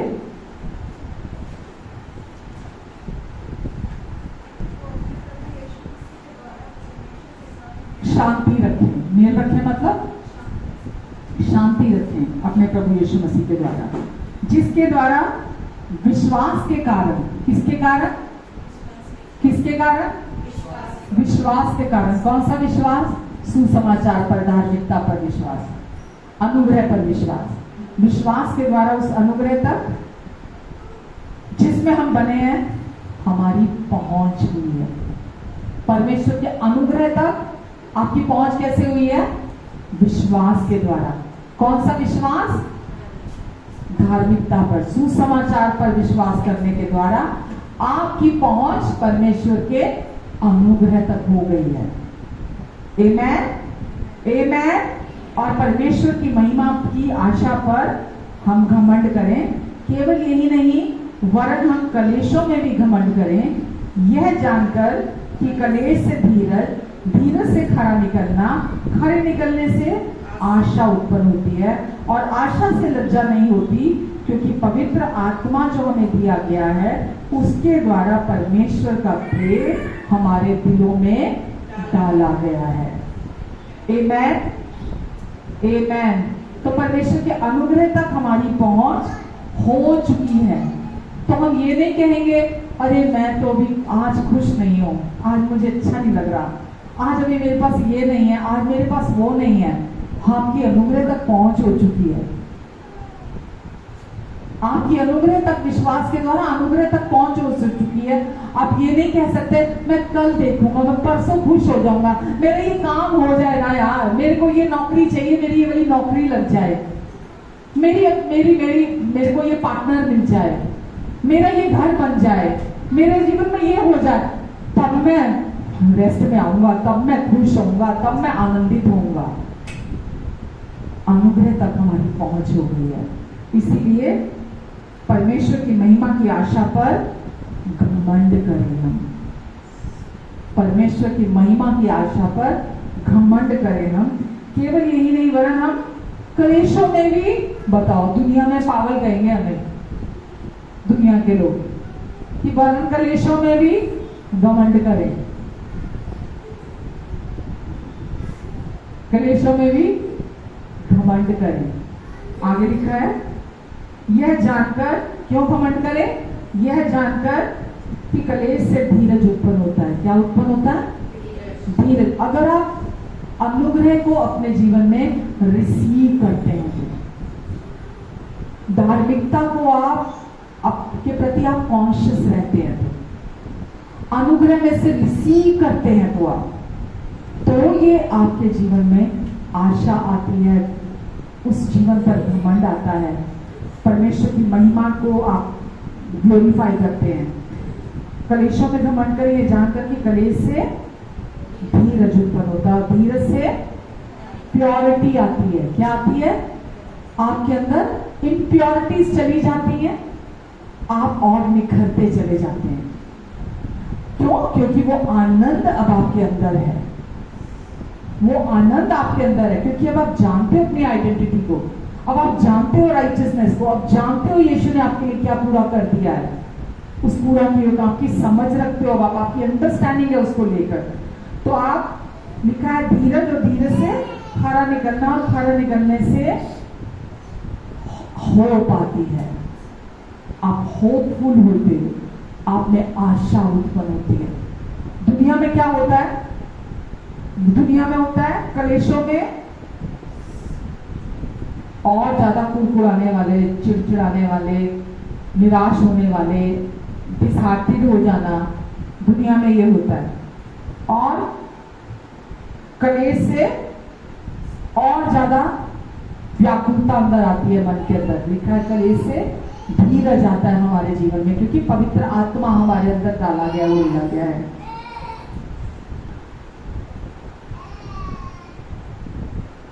और धीरज से खरा निकलना क्या होता है?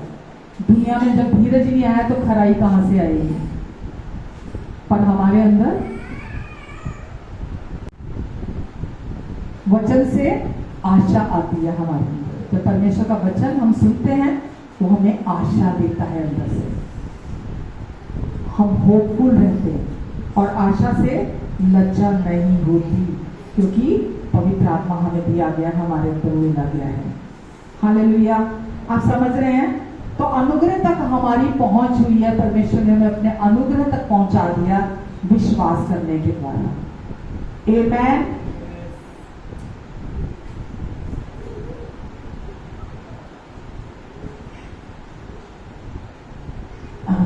तो कल या परसों की इंतजार नहीं करनी हमें आनंदित रहने के लिए। कल या परसों की इंतजार नहीं करनी है। हम जानते हैं हमारा आज, हमें किसी चीज की घटी नहीं है, हम में कोई घटी नहीं है। परमेश्वर ने हमारे लिए सब कुछ को पहले ही पूरा कर दिया। तो उनके प्यार की जो सच्चाई है, अगर हम उसको स्वीकार नहीं करते अपने जीवन में, तो हम हमेशा दुखी रहेंगे। It is very simple.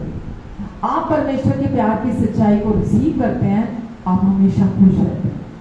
परिस्थितियां कैसी भी हो, आपके चारों तरफ का कोई भी सिचुएशन क्यों ना हो, आप हमेशा खुश रहते हैं। आमेन। परमेश्वर का आत्मा आपको अंदर से संभाल के रखता है। यीशु इसीलिए आए थे ताकि हम अपनी छवि को, जैसा परमेश्वर हमें देखते हैं वैसा देख सकें, और परमेश्वर की छवि को भी हमारे जीवन में सही रखने के लिए आए। सुसमाचार का मैं अपने जीवन में जो देखती हूँ, जो बदलाव, जो मेरे जीवन में चेंज आया, वो ये आया कि सबसे पहले तो मैंने खुद को, जो अपने लिए जो परसेप्शन बनाया हुआ था, मैं अपने बारे में जो सोचती थी, अपने आप को जैसा जो देखती थी मैं, वो पूरी तरह से परमेश्वर ने बदल दिया अपने बारे में। क्योंकि मुझे मुझ में कुछ अच्छा नहीं लगता था।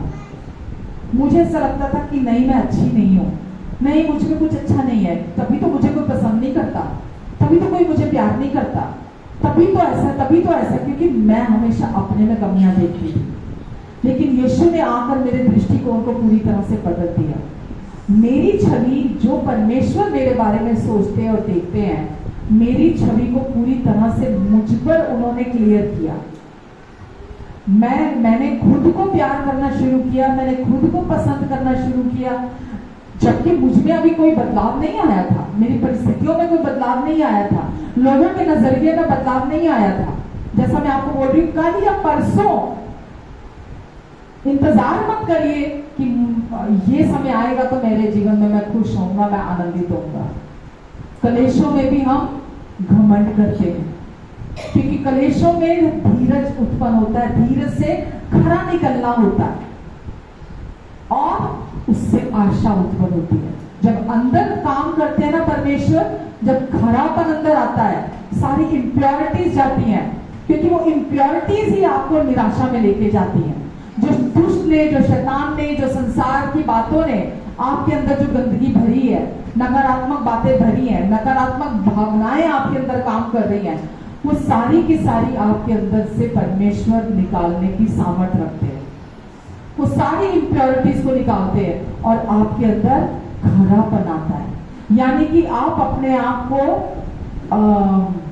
एक जगह याकूब में लिखा है, दुचिता व्यक्ति ये ना समझे कि मुझे परमेश्वर से कुछ मिलेगा। दुचिता व्यक्ति, याकूब निकालना एक बार, आई गेस याकूब नहीं होना चाहिए,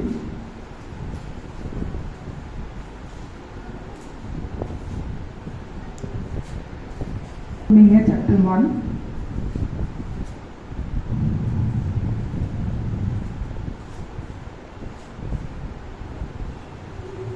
पांच से ही पढ़ देती हूँ, मैं इसमें भी पढ़ देती, चलो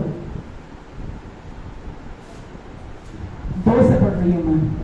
हे मेरे भाइयों, जब तुम सब प्रकार की परीक्षाओं में पढ़ो तो उसको पूरे आनंद की बात समझो, यह जानकर कि तुम्हारे विश्वास के परखे जाने से धीरज उत्पन्न होता है।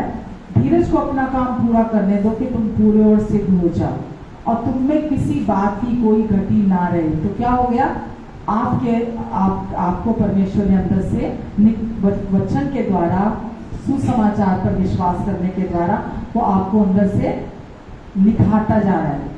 आगे लिखा है, पर यदि तुम में से किसी को बुद्धि की घटी हो तो परमेश्वर से मांगे, जो बिना उल्लंघना दिए सबको उदारता से देता है और उसको दी जाएगी। पर विश्वास से मांगे, कुछ संदेह ना करे, क्योंकि संदेह करने वाला समुद्र की लहर के समान है जो हवा से बहती और उछलती है। ऐसा मनुष्य ये ना समझे कि मुझे प्रभु से कुछ मिलेगा। यह व्यक्ति दुचित्ता है और अपनी सारी बातों में चंचल है। तो परमेश्वर दुचित्ता व्यक्ति नहीं चाहते, समझ रहे हैं आप? 1 मिनट में तो वो परमेश्वर को भी अच्छा समझेगा, दूसरे मिनट में परमेश्वर को बुरा कहेगा, खुद को 1 मिनट में अच्छा कहेगा, दूसरे मिनट में कुछ गलती कर दी तो खुद को बुरा कहेगा। अभी वो परमेश्वर की को ग्लोरी दे रहा है, अभी वो परमेश्वर को दोष दे रहा है, अभी उसके इमोशंस कैसे हैं, अभी उसके इमोशंस कैसे हैं, उसकी भावनाएं बदलती रहती है। दुचित्ता व्यक्ति मतलब उसकी भावनाएं चेंज होती रहती हैं हर टाइम। लिखा है, दुचित्ता व्यक्ति ये ना सोचे कि उसको परमेश्वर से कुछ मिलेगा। क्यों? क्योंकि विश्वास काम नहीं कर रहा उसके अंदर, विश्वास काम नहीं कर रहा उसके अंदर। तो इसीलिए आप जो वचन सुनते हैं ना चर्च में, चेयर्स पे बैठ के, आप यही वो वचन सुनते हैं जो आपके अंदर विश्वास को क्रियाशील करता है, एक्टिवेट करता है आपके अंदर, अगर आप उसको विश्वास से रिसीव करते हैं अपने लिए। तो दुचित्ता व्यक्ति कौन है?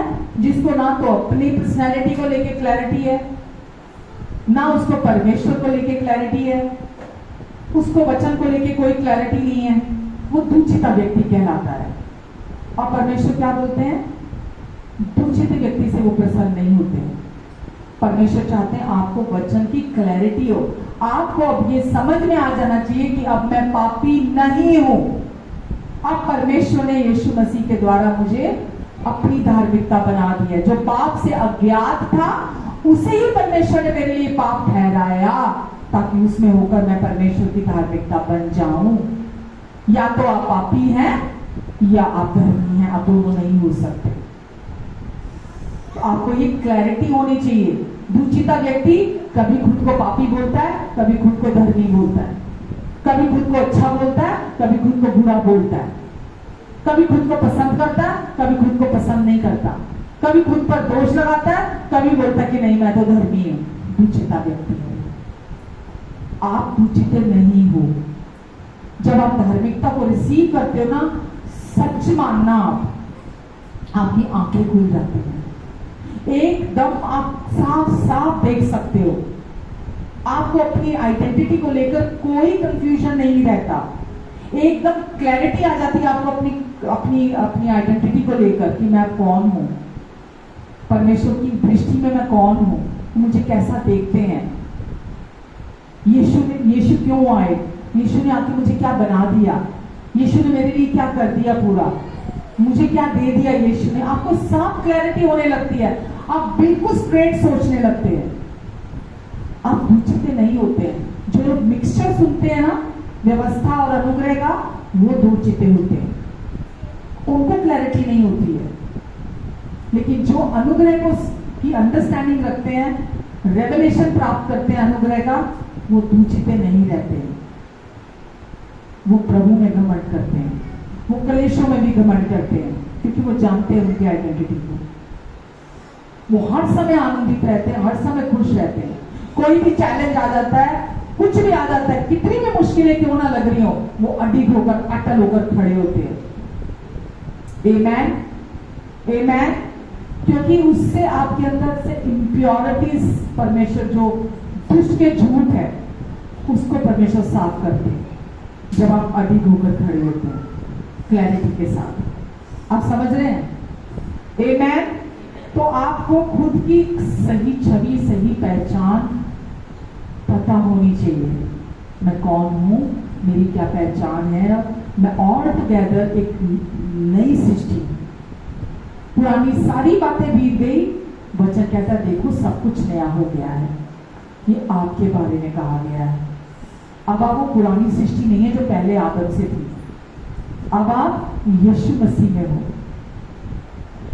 यीशु मसीह में आपका नया जीवन है। पुरानी सारी बातें बीत गई। 10 साल पहले क्या हुआ था, 20 साल पहले क्या हुआ था, 5 साल पहले क्या हुआ था, वो सब आपने अपने मन में बना के रखी हुई है चीजें। दुष्ट हमेशा आपको वो सारी चीजें आपके अंदर ताजा रखना चाहता है, वो आपको याद रखवाना चाहता है, क्योंकि वो नहीं चाहता आप ब्लेसिंग्स में चलो, वो नहीं चाहता आप लोगों को माफ करो, वो नहीं चाहता आप लोगों को अनकंडीशनल माफ करके प्यार करो आप, वो नहीं चाहता कि आप जीवन में आगे बढ़ो। वो चाहता आप धीरे डाले सुस्त व्यक्ति बनकर पुरानी बातों पे मन लगा के बैठे रहो, ताकि आपका जीवन कभी ना बदले, ताकि आप कभी खुश ना रहो। उसको इसी से बड़ी ठंडक मिलती, क्योंकि वो आपका उद्धार तो छीन नहीं सकता। शैतान आपका उद्धार तो छीन नहीं सकता। जिसका एक बार उद्धार हो गया, जिसने यीशु पर विश्वास किया, जिसका नया जन्म हुआ, वो अपना उद्धार कभी नहीं खोएगा। एक बार उद्धार हो गया तो हमेशा के लिए हो गया, लेकिन वो आपकी खुशी तो छीन सकता है ना, आपसे आशा तो छीन सकता है ना, आपको निराशा में लेके जा सकता है, आपको डिप्रेशन में लेके जा सकता है, आपको परेशान कर सकता है, दुखी कर सकता है आपको। वो पूरी कोशिश करता है आपकी। अगर आपको अपनी आइडेंटिटी नहीं पता, आपको राइचियसनेस की अंडरस्टैंडिंग नहीं है, आप नहीं जानते सुसमाचार को, तो वो कामयाब हो सकता है आपकी जिंदगी में। लेकिन अगर आप अपनी, तभी तो मैंने अभी भी वचन, अभी प्रेयर में मैं बोली थी कि धर्मी के विरुद्ध शैतान का कोई हथियार सफल नहीं होगा। जो अपनी आइडेंटिटी को जानता है, समझता है, उसके विरुद्ध ऐसे नहीं कि कोई भी कह दे जी शैतान का हथियार। ऐसे लोग बोल देते हैं, हम बोलो जो उसे जी शैतान का कोई हथियार मेरे विरुद्ध सफल नहीं होगा। शैतान का, अरे आपने खुद ही तो उसको अपने मन में जगह दी हुई है। आप अपने ऊपर दोष लगा रहे हो, है कि नहीं है? जबकि आप धर्मी हो, आप अभी भी अपने ऊपर दोष लगा रहे हो, अभी भी आप अपने आप को कमतर नाप रहे हो, अभी भी आप अपने आप को पसंद नहीं कर रहे हो, अपने आप को अच्छा नहीं समझ रहे हो। आपने अपने अंदर तो उसको जगह दी हुई है अपने मन के अंदर, और आप बोले मेरे विरुद्ध शैतान का कोई हथियार सफल नहीं होगा, मेरे विरुद्ध शैतान को, अरे वो भी हंसता होगा कि खुद तो मुझे अपने अंदर जगह दी हुई है और कह रही है हथियार सफल नहीं होगा। आप समझ रहे हो? धर्मी के विरुद्ध शैतान का कोई हथियार सफल नहीं होगा। जो खुद पर दोष नहीं लगाता, जो खुद को वैसा देखता है जैसा उसको परमेश्वर देखते हैं, जो खुद में कमियां नहीं देखता, जो ये जानता है मैं हर तरफ से सुंदर हूं, सिर से लेके पैरों तक मैं हर तरफ से सुंदर हूं, मुझ में कोई दोष नहीं है। दुनिया मेरे बारे में क्या सोचती है, दुनिया मेरे बारे में क्या बोलती है, दुनिया को मुझ में जो मर्जी कमियां दिखती हो, पर मैं जानती हूँ मुझ में कोई कमी नहीं है। मुझे यीशु ने अपने लहू के द्वारा धोया है, शुद्ध किया है, साफ किया है। मुझे अपने लहू का मोल देकर खरीदा है यीशु ने। मुझे पाप और मृत्यु की व्यवस्था से छुड़ाया है यीशु ने अपने लहू के द्वारा। मुझे लिखा है कौन उसका विरोधी हो सकता है, जिसको खुद परमेश्वर ने धर्मी ठहराया, कौन उस पर दोष लगा सकता है? कोई दूसरा लगाए ना लगाए, हम हैं ना लगाने वाले, बैठे हैं ना शैतान का काम करने के लिए। भाइयों पर दोष लगाने वाला एक ही है, और वो है शैतान, और हम उसके हम साथी, हम सफल बन जाते हैं। जब आप खुद पे दोष लगाते हैं, आप शैतान का हाथ पकड़कर चलने लगते हैं, और आप अनुग्रह के अपने आप को नीचे से हटा देते और श्राप के नीचे ले आते हैं। जब आप खुद पे दोष लगाते हैं। नई बादशाह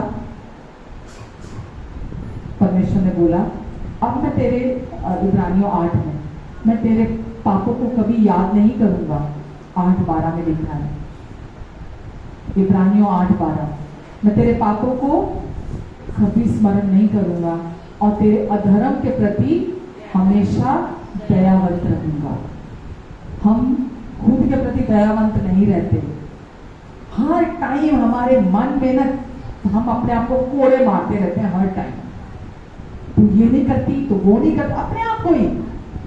तू गुड फॉर नथिंग है, तू ये नहीं करती, तू वो नहीं करती, तूने ये क्यों किया, तूने वो क्यों किया, तुझे ऐसा नहीं करना चाहिए था, तुझे ऐसा नहीं करना चाहिए, तुझे ऐसा करना चाहिए था, तुझे वैसा करना चाहिए था, तेरी गलती की वजह से ये हुआ, तेरी गलती की वजह से। हम हर टाइम अपने अंदर शैतान के हाथ में कोड़ा है दोष लगाने का, और हर टाइम उसके साथ जब राजी होते हैं हम वो कोड़े खाते रहते हैं। जबकि परमेश्वर बोलते हैं, क्या लिखा है 8:12 में इब्रानियों,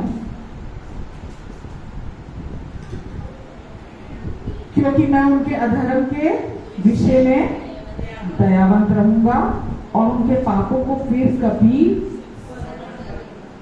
किसकी बात हो रही है?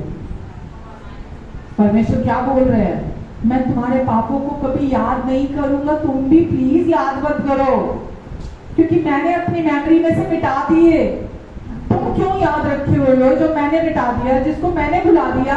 तुमने क्यों याद रखी हुई अपनी गलतियां? हाँ मैंने ये किया था, हाँ मैंने वो किया। अगर गलती की है, ठीक है, अपने आप को बोलो हाँ मैं ऑन करती हूं, मैंने ये गलती की थी, लेकिन मेरी ये गलती अब यीशु के लहू के नीचे है। परमेश्वर ने मुझे माफ कर दिया और मेरी गलती को भी धोकर मिटा दिया। मूव ऑन करो अपने लाइफ में, आगे बढ़ जाओ अपनी लाइफ में, वहीं बैठे रोते मत रहो, जीवन में आगे बढ़ जाओ। जब भी कोई गलतियां आपको याद आती हैं, जब भी कोई दुष्ट विचार लेकर आता है, मैं तो रादर ये बोलूंगी, बोलो कौन सी गलती? मेरी हर गलती की कीमत यीशु ने चुका दी है। यीशु के लहू के नीचे परमेश्वर ने धोकर मिटा दी मेरी हर गलती। कौन सी गलती? धन्यवाद हो परमेश्वर को कि आपने यीशु के द्वारा मेरे सारे पापों को धोकर मिटा दिया है। मूव ऑन करो, वापिस वचन मिलेगा कलेशों में भी घमंड करो, एकदम सीधे स्ट्रेट चलना सीखो, तन कर कि परमेश्वर आपको बोल रहे हैं कि मैं तेरे पापों को फिर कभी याद नहीं करूंगा और तेरे अधर्म के प्रति दयावंत रहूंगा। कसकर अपनी गर्दन कसकर चलो, ऐने करके मत चलो, ढीले ऐसे मत चलो, कस के चलो कि जब परमेश्वर ने मुझे धर्मी ठहरा दिया तो कौन मुझ पे दोष लगा सकता है। परमेश्वर ने यीशु को किस लिए भेजा भाई? वो सजा नहीं दे रहे अब आपको, वो आपके पापों का लेखा रखे हुए नहीं है, वो आपको कोई न्याय आपका करने नहीं वाले हैं, उन्होंने सब यीशु की देह पर चुका दिया है।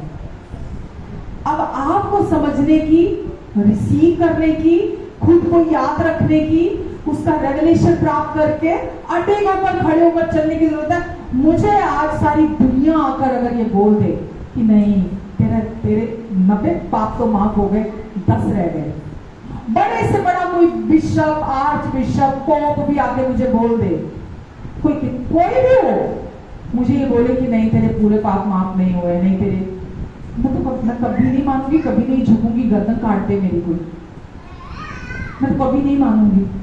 क्योंकि परमेश्वर का वचन जब मुझे ये बात बोल रहा है कि मेरे सारे पापों को यीशु ने अपनी देह पर चुका दिया, एक एक करके पाई पाई करके चुका दिया, निश्चय ही उसने मेरे सारे रोगों को भी अपने ऊपर सह लिया, मेरे अपराधों को, मेरे अधर्म के कामों को भी अपने ऊपर सह लिया यीशु ने। मेरी शांति के लिए यीशु ने अपने ऊपर ताड़ना सही, सब कुछ तो यीशु ने कर दिया। तो मैं मेरे लिए क्या बाकी छोड़ा? मुझे क्या करने की जरूरत है? दुचित्ता होने की जरूरत नहीं है, मुझे एक चित्त वाला होने की, बने रहने की। दुष्ट चाहता है हम दो, अपने आप को ये सोचे मैं दो चित्ता हूं, नहीं हो आप दो चित्ते, आपके पास एक ही मन है, एक ही दिल है। दुचित्ता कैसे होता है? विचारों में। विचारों में शैतान कहाँ काम करता है? हमारे विचारों में काम करता है। विचारों में ही युद्ध छिड़ा रहता है। आपको बोलेगा तू ऐसी है, तू ऐसी है, तू ऐसी है, फिर आपको बोलेगा तू ऐसी नहीं, तू ऐसी है, तू ऐसी है, तू ऐसी है, फिर आपको बोलेगा तू ऐसी है, तू ऐसी है, मतलब एक तरफ से बुराई, दूसरी तरफ से अच्छाई। आपको बोलेगा तू कितनी बुरी है, फिर आपको बोलेगा तू कितनी अच्छी है। आप अपने आप को लेकर ही कंफ्यूज रहोगे, आपको सिचुएशन को लेकर भी वो ऐसे ही कंफ्यूज करेगा। आपको कहीं फोकस नहीं करना, आपका फोकस केवल और केवल यीशु के पूरा हुए काम में होना चाहिए, सुसमाचार में होना चाहिए। जो यीशु ने आपको बना दिया, जो यीशु आपके बारे में कहते हैं, जैसा परमेश्वर आपको देखते हैं, आपको केवल उस पर अपना फोकस बना के रखना है। आमेन। आप समझ रहे हो? धार्मिकता इतना इंपॉर्टेंट है समझना, इतना। मैंने बोला था ना लास्ट वीक, ऑक्सीजन की तरह। जिसको उसकी समझ नहीं है वो आस्थमा का पेशेंट बन के जीता है। जिंदा तो है और हर टाइम डर लगा रहता है। थोड़ी सी कुछ हुआ, कोई सिचुएशन आई, पंप लेना पड़ता उसी टाइम पे। लेकिन जब आप धार्मिकता को जानते हो ना, बोल्ड होकर जीते हो। कोई सिचुएशन आपको डरा नहीं सकती, कोई चीज आपको डरा नहीं सकती। धर्मी जवान शेरों की तरह निडर होते। मैंने अभी बोला, परमेश्वर का भय होना मतलब किसी भी बात का भय ना होना ही निडर होना कहलाता है। आमेन। मालूम, जब तक आपको अपनी यीशु में जो आपकी आइडेंटिटी है उसके बारे में आपको पता नहीं होता ना, आप एक इनसिक्योर बंदा बन के जीते हो। इनसिक्योर बंदा बन के, और इनसिक्योर बंदा इतना स्ट्रॉन्ग हेडेड होता है ना, उसको करेक्शन करना भी बड़ा मुश्किल है। अगर एक व्यक्ति असुरक्षा की भावना में जी रहा होता है ना, उसको आप करेक्शन भी नहीं कर सकते। ये जो बंदा करेक्शन नहीं लेता ना, इससे पता लग जाता है वो इनसिक्योर है। इनसिक्योर वही है जिसको अभी तक अपनी आइडेंटिटी नहीं पता। जिसको मसीह में अपनी पहचान पता चल जाती है ना, वो इनसिक्योर नहीं रहता। इनसिक्योर वही है जिसको अभी तक क्लैरिटी नहीं आई, रेवलेशन नहीं आया। अगर कोई आपको करेक्शन करने आए तो बिंदास अलाउ करता बंदा कि सामने वाला मुझे, क्योंकि लाइफ में ना आपको अपने क्रिटिक्स रखने चाहिए, चापलूस नहीं रखने चाहिए। चापलूस व्यक्ति आपका फायदा उठाने के लिए हमेशा आपकी तारीफ करेगा, प्रेज करेगा, क्योंकि उसको आपसे फायदा उठाना है। वो कभी आपको करेक्शन नहीं करेगा। उसको क्या लेना देना आप कैसे हो। दुनिया के लोगों को क्या लेना देना, आप मरो, आप जियो, आप कितने भी खराब इंसान हो, कितने भी गलतियां कर रहे हो, उसको कुछ लेना देना नहीं है जब तक उसको आपसे फायदा होगा। जिस दिन आपसे फायदा नहीं होगा तो आपको छोड़ छाड़ के परे करेगा आपको। लेकिन आपकी लाइफ में अगर आप क्रिटिक्स रखते हो, जो आपके बेस्ट, आपको अपलिफ्ट करने वाले, आपके लाइफ को कंस्ट्रक्ट करने वाले, डिस्ट्रक्ट करने वाले नहीं, आपकी लाइफ को बनाने वाले, जो आपको करेक्शन करें, आप पर दोष ना लगाएं, जिसको आप अपने जीवन में अलाउ करो। बहुत लोग तो कहते हैं नहीं, मैं तो बस, मेरे जैसा तो कोई है नहीं, मेरे में कोई कमी नहीं है, मुझे मत बताओ, मेरे को कोई करेक्शन नहीं चाहिए।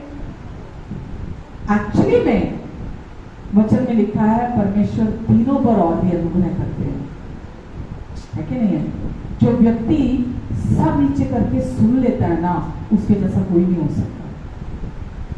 करेक्शन लेना, और बढ़ता भी वही है, बढ़ता भी वही व्यक्ति है जो करेक्शन लेता है। जो करेक्शन नहीं लेता वो अपनी मूर्खता में बना रहता है, क्योंकि उसको, मैंने बोला ना, वो ऑलरेडी ऐसा इंसान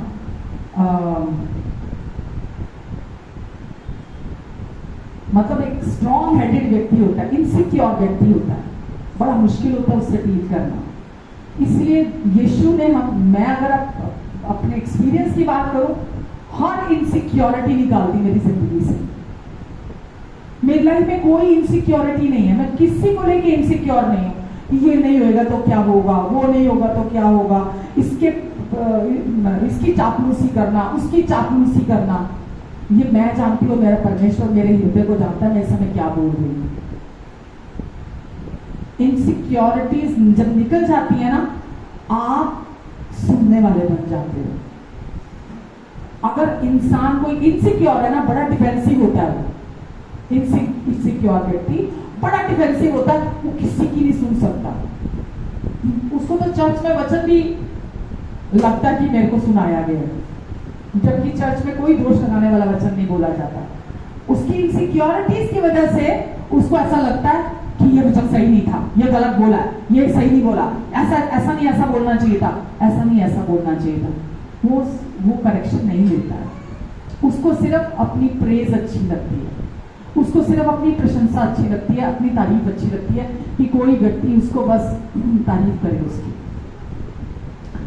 लेकिन यीशु ने हमारी जिंदगी से हर इनसिक्योरिटी को दूर कर दिया।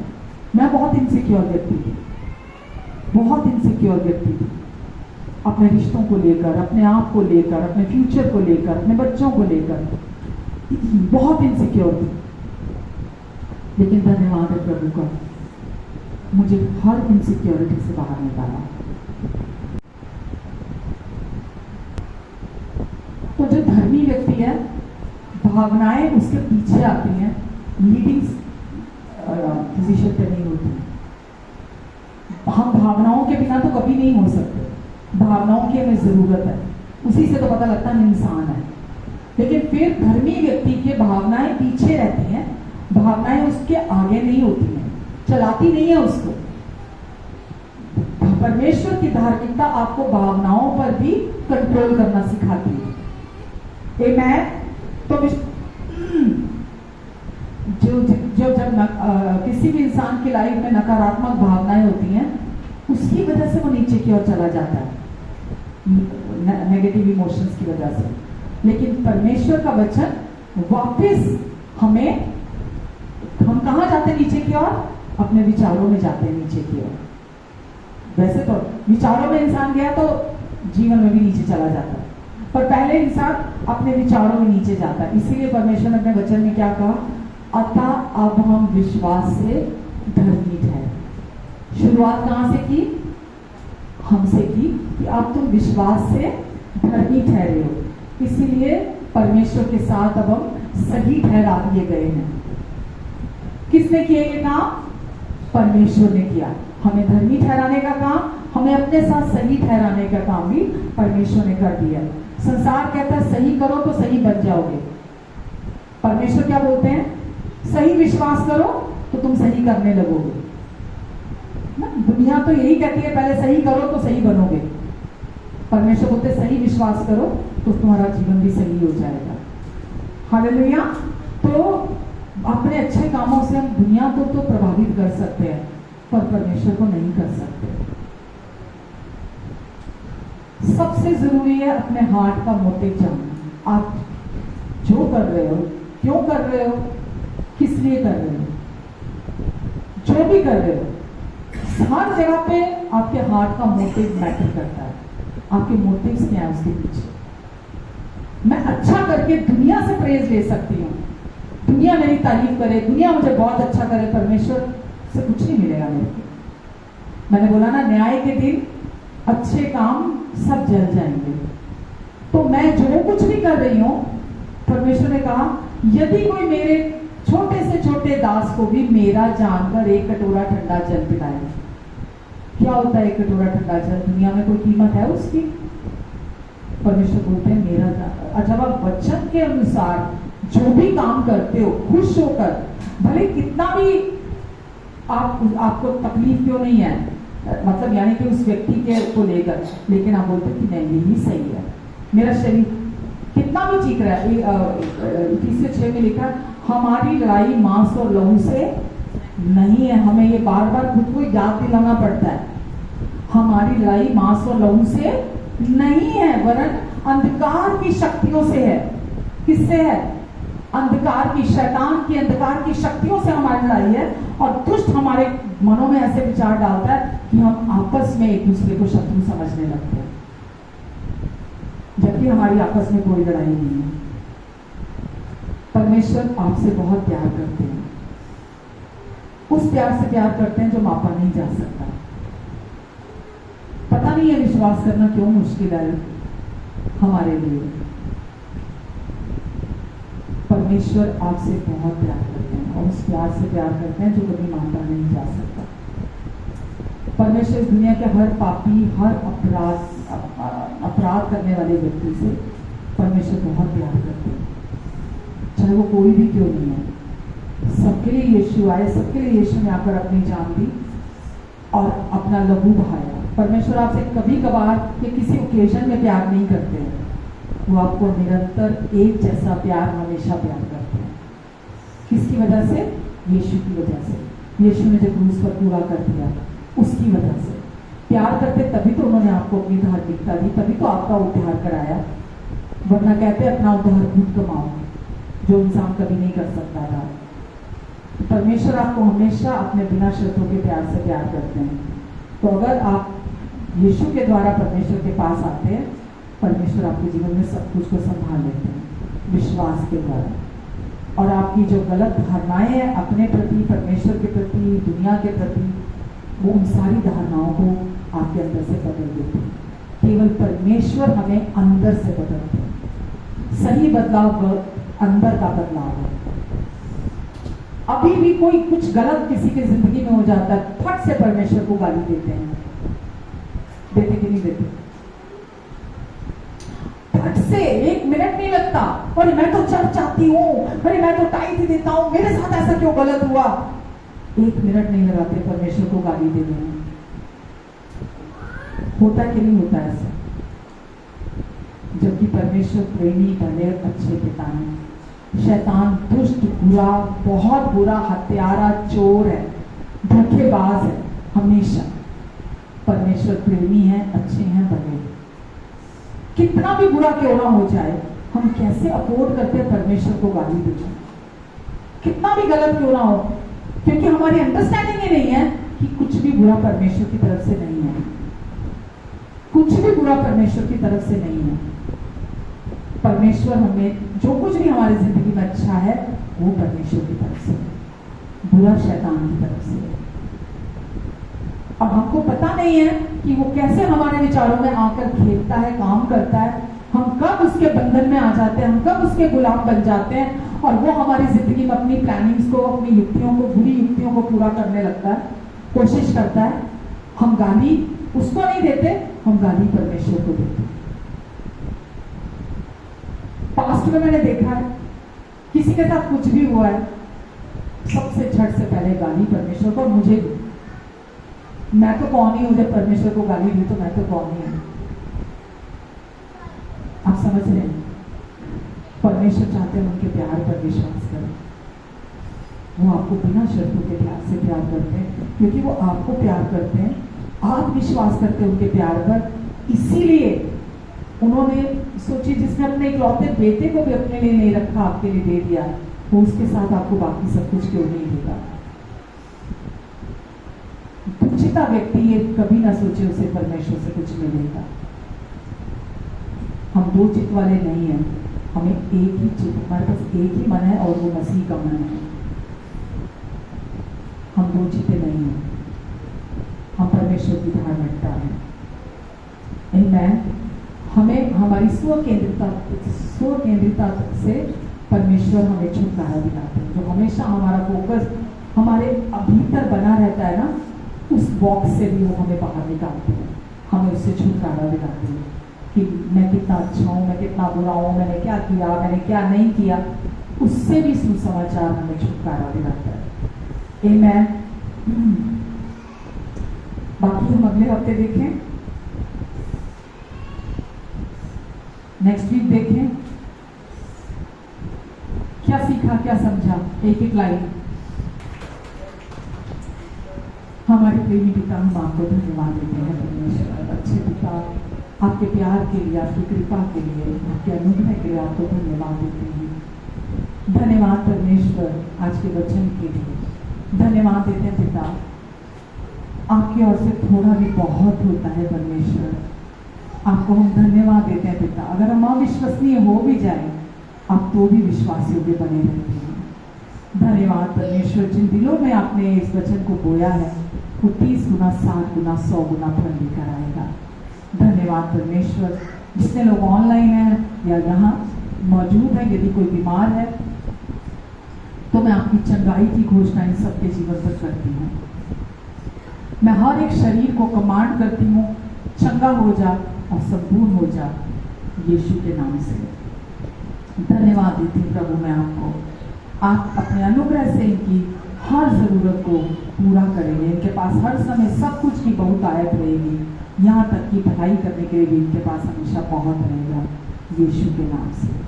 धन्यवाद प्रभु, धन्यवाद यीशु। अपने लहू के नीचे, अपने पंखों की आड़ के नीचे आप इन्हें और इनके अपनों को छिपा कर रखेंगे यीशु के नाम से। आमीन, आमीन।